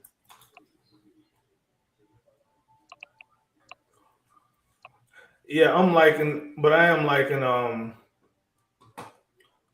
Milwaukee's. I like the haul they got back for Giannis, and it look like they can still do some other good stuff, man. Like they have players that other teams can use. Like hell, this might be a little crazy and kooky, but nah, they I don't think a move to Denver would make sense. Nah, because I don't think Jamal Murray would make sense in Milwaukee. Trying to think because Kuzma and Hero is probably going to end up being the package. But yeah, Detroit as a team, ain't gonna lie. I would have thought Minnesota, but I don't think they're gonna do that. I mean, if Washington is really trying to win. Nah, because they already got rid of Kuzma. They don't want their fool back. I'm gonna be honest, when it comes to Denver, man, I don't really see Jamal Murray leaving. It's not about him leaving. That's the last trade chip that they really have. It is. Well, they got Peyton Watson. What's the man, I think they want to keep Peyton Watson. If they're smart, they try to keep him. Oh, of course. You don't let somebody like that hit the open market. You're right, bro. Cleveland, I don't know. I don't know if that makes sense for Hero and Kuzma. Now I got a question for you. What's good? What do you think LeBron is Who you think LeBron's suiting up for I do not next give. season? I don't give the bottom of a rat's ass, bro. I am so done with him, bro. So done. Leave me alone. Just leave me alone, bro. Not him being the reason. Well, never mind. I'm tired, bro. Not when they missing. Well, never mind. Attention whore, bro. Not while Luca Every is out. year, every year pretending you're gonna retire just because you want to stay in the news cycle. It's a strategy. You know it's a strategy. I can say it. You can't. It's a strategy that they be using. Coming up with all this BS to put in the media, make sure his name is always in the media cycle. Man, come on, bro. Go away. What do you want? What do you want, bro? Leave us alone. I think he He plays. want a I pity. think He want one of them Kobe Bryant retirement tours. They don't like you like that. I hate to break the news to you. You ain't Kobe. You don't have the memories that you didn't provide the memories Kobe did. the Man, pick is in, and with the 13th pick in the draft, the Miami Heat are selecting Nate Ament. wow. So I give the Bucks an A+ for these picks. They coming They out the get offseason looking smooth. And they're not done. I don't believe that they're done. the Giannis trade is still open. It's not going to be agreed to till July 6th. They give both teams time to expand the trade. Mm-hmm. So we'll see where they go from there. But in 8 minutes, he's headed to Milwaukee. All right. That's the last one. Last one, Charlotte Charlotte Hornets. Hornets. Who we got?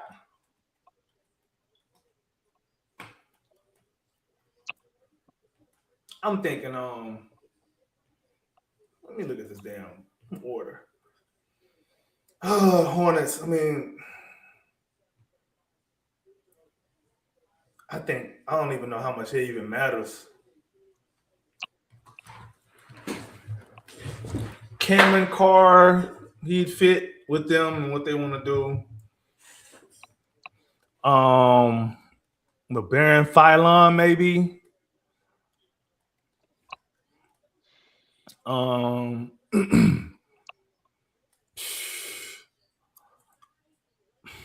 don't know, bro. Like they can go a bunch of different ways. Haynes Steinbach.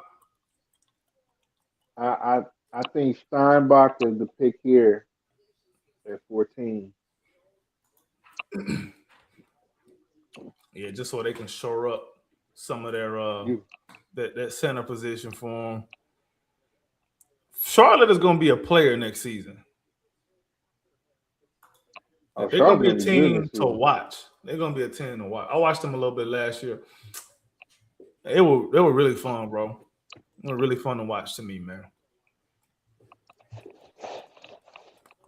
Yeah, they definitely. Steinbach probably should be the guy, and he's going to probably get playing time immediately too. He'd probably be the backup center immediately. I'm trying to think, is there somebody else that they can grab that's more high upside, still available? What you think about Baba Miller? I don't know too much on him, man. Like I'm not gonna lie. I only scouted maybe 20 players in this draft this year, man. Just past drafts, I used to just have a whole 2-round mock draft. This year was just one of those years. I'm like, I'm gonna probably scout the first 20 picks and 20 players, and I was very selective on that. And then after that, I was just like, nah. You know who might be a sneaky good pick, even though it might be a reach right now for Charlotte? Cool. Chris Sinat. It might be a reach, but I think the fit would justify it. I think Fnac would be good, man. Just I think you get a little tiny bit of redundancy with the frame with Diabate. But the skill set is what you're looking for. Oh, of course, the skill set is more diverse, but you don't want them two being your front court players. I think they're trying to shoot you out the gym and make you play them centers off the floor. Or they're trying to run you out the gym like you got imagine you got them kind of centers like that. You finna beat the center down the court every time. And that's what they want to do. They're gonna try to stress you out. So that's just my thoughts on that, man. I'm not saying that they should. I'm just saying it would. I can see the vision for it. For sure. But I'm not really seeing nobody else that. I don't know, man. I really don't know. Charlotte can do a lot of stuff here. They really probably should trade this pick, to be honest. I was gonna say that too. Somebody. I would trade back. I would trade back, or you know what's crazy? What's up? I really can't think of what Charlotte really needs because they're such a solid team right now. I think they're gonna compete in the East next year. As long as everyone stays healthy, of course. They need Grant Williams to stay healthy. Same with Brandon Miller. But I think they need a big burly big. A contrast. They need a big that can either play 4 and 5, or they need a big that contrasts the style of Diabate. Like instead of lob catching and rim running big, maybe a stretch 5 or something like that. That's why I brought up Miles Turner earlier. Yeah. Because I like the Miles Turner. As much as I like Diabate, I don't even think he's a starter, to be honest. See, I was gonna say that too. I think Diabate would be really solid backing up a Miles Turner. Yes. Oh, we have a trade. We have a trade. And the pick is in.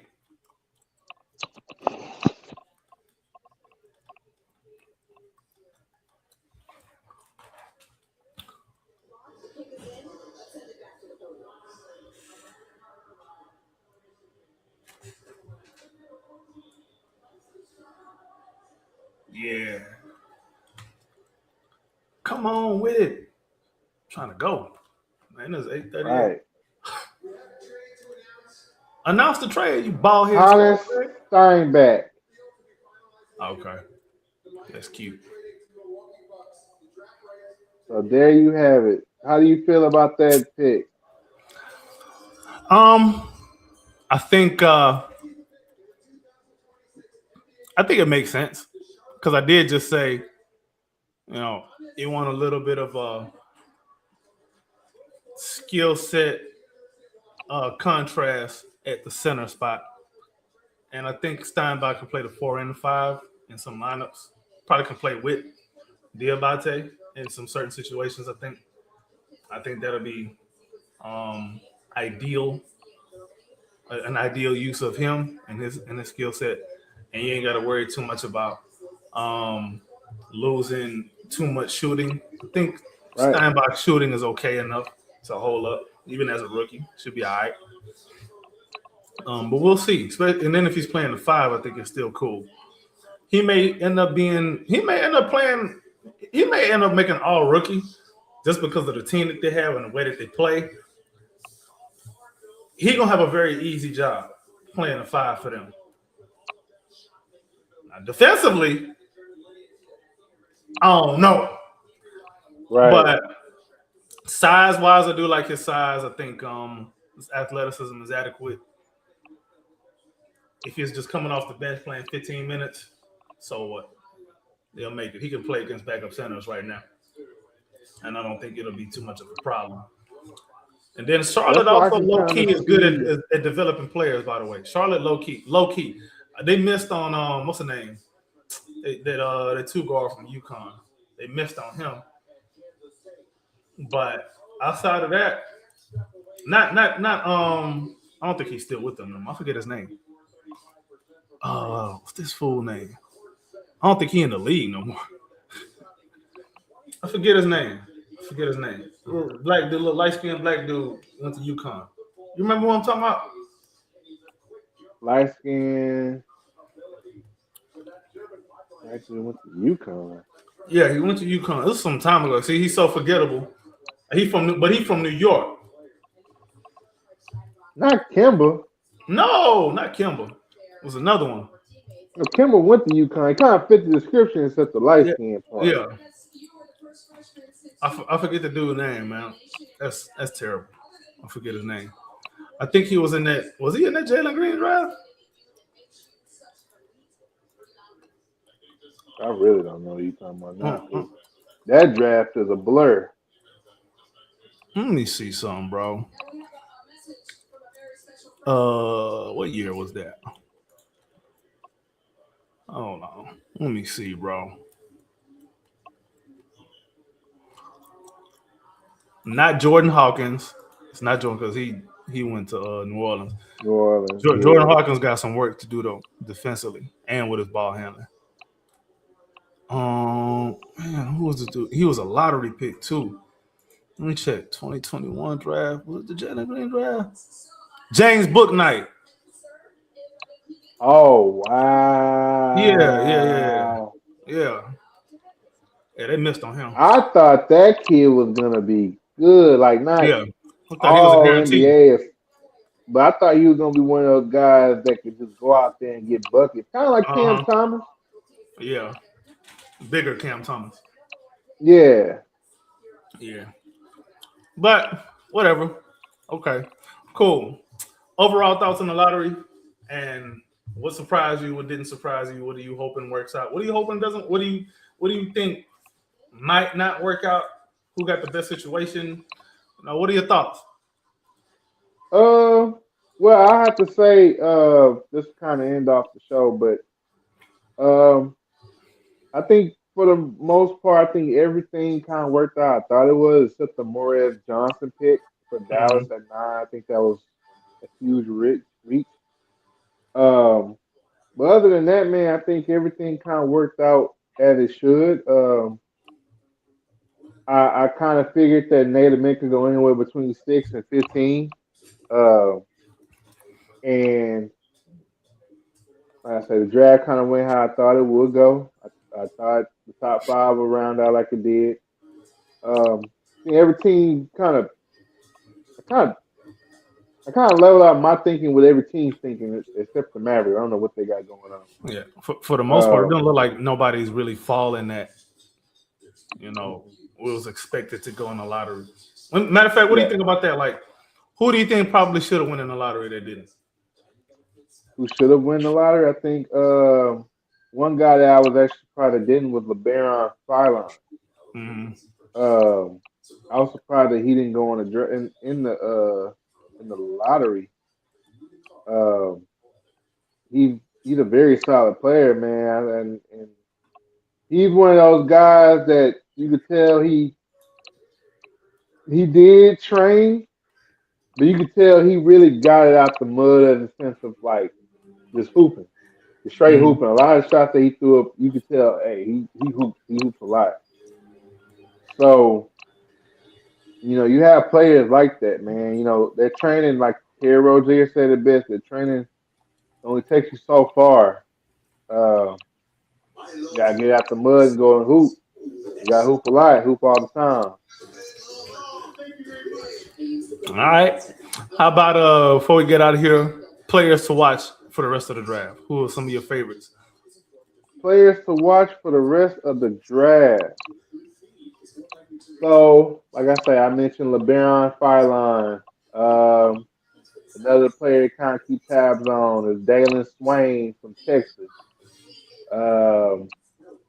Another player to look out for, one of my favorites, Chris Finack, Jaden Quintance. I mean, the list kind of just goes on and on in a lot of ways. So many good players in this draft, man. And unfortunately, there's only 60 selections. Somebody's not gonna get picked. But those three players for sure. I'm looking at Cameron Carr. Yeah, Cameron Carr for sure. Koa Pete. I was hearing a lot about him like last year, like coming out of high school. I heard a lot about him. I don't know what's going on there. Malik Thomas, only because Arkansas, and you just got to understand. I think Malik Thomas is going to be. I see New York Knicks with I hope he Malik Thomas, man. I hope he fall at 39 somehow. I hope they come man, out with some allegations. I would love if he did. They need to create some kind of allegations or something, bro. Like they need to Cam Whitmore him and say he got an attitude or something or whatever, bro. Or make up some kind of knee injuries. Speaking of Dalen Swain, he just got picked 14th to the Chicago Bulls. 15. You say 14. 15th. I'm sorry, 15th to the Chicago Bulls. Okay. How you think he fit? Oh, I love that pick. That GM for the no. I see you're a fool, boy. No, it's not gonna happen. But I like the Dalen Swain selection for Chicago. All right, cool. Final thoughts before we get up out of here, guys. We want to thank you so much for tuning in to the Rockets Round Robin podcast. It has been a pleasure to be on here with you guys once again. It's been a long, long while. But you guys can follow me and find me on Twitter at TJ Anderson NBA. You can also find me on YouTube at Clutch City Connect, where I'm doing plentiful interviews. I just got through doing an interview with Eric Pincus of Bleacher Report, as well as Aisha Foy, who is the head coach of Oak Hills girls basketball. I got other interviews on there with Anthony Goods, who's a former NBA scout for the Detroit Pistons. And I got a bunch of interviews on there, guys. So just go check me out. Make sure you guys subscribe. Hey, support comes free, and that is the biggest support I could get. And I would appreciate if you guys support the guy. But give me a follow on Twitter. Reach out to me. Come on the podcast. Come chop it up with me. Let's talk some hoops. Bet.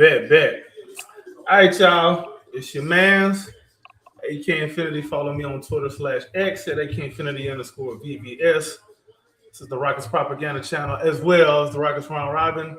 Also, make sure y'all go follow the H-Town Rundown as well. I may come back on here a second time this week. I'm taking my time. I ain't just pulling up to say the same thing I always say. If I ain't got nothing new to say, I ain't pulling up. But hopefully something happens that we can talk about, and we're going to sink our teeth into it like we always do. Anyway, don't be a hater your whole life. Tell a friend to tell a friend. We out. Put it in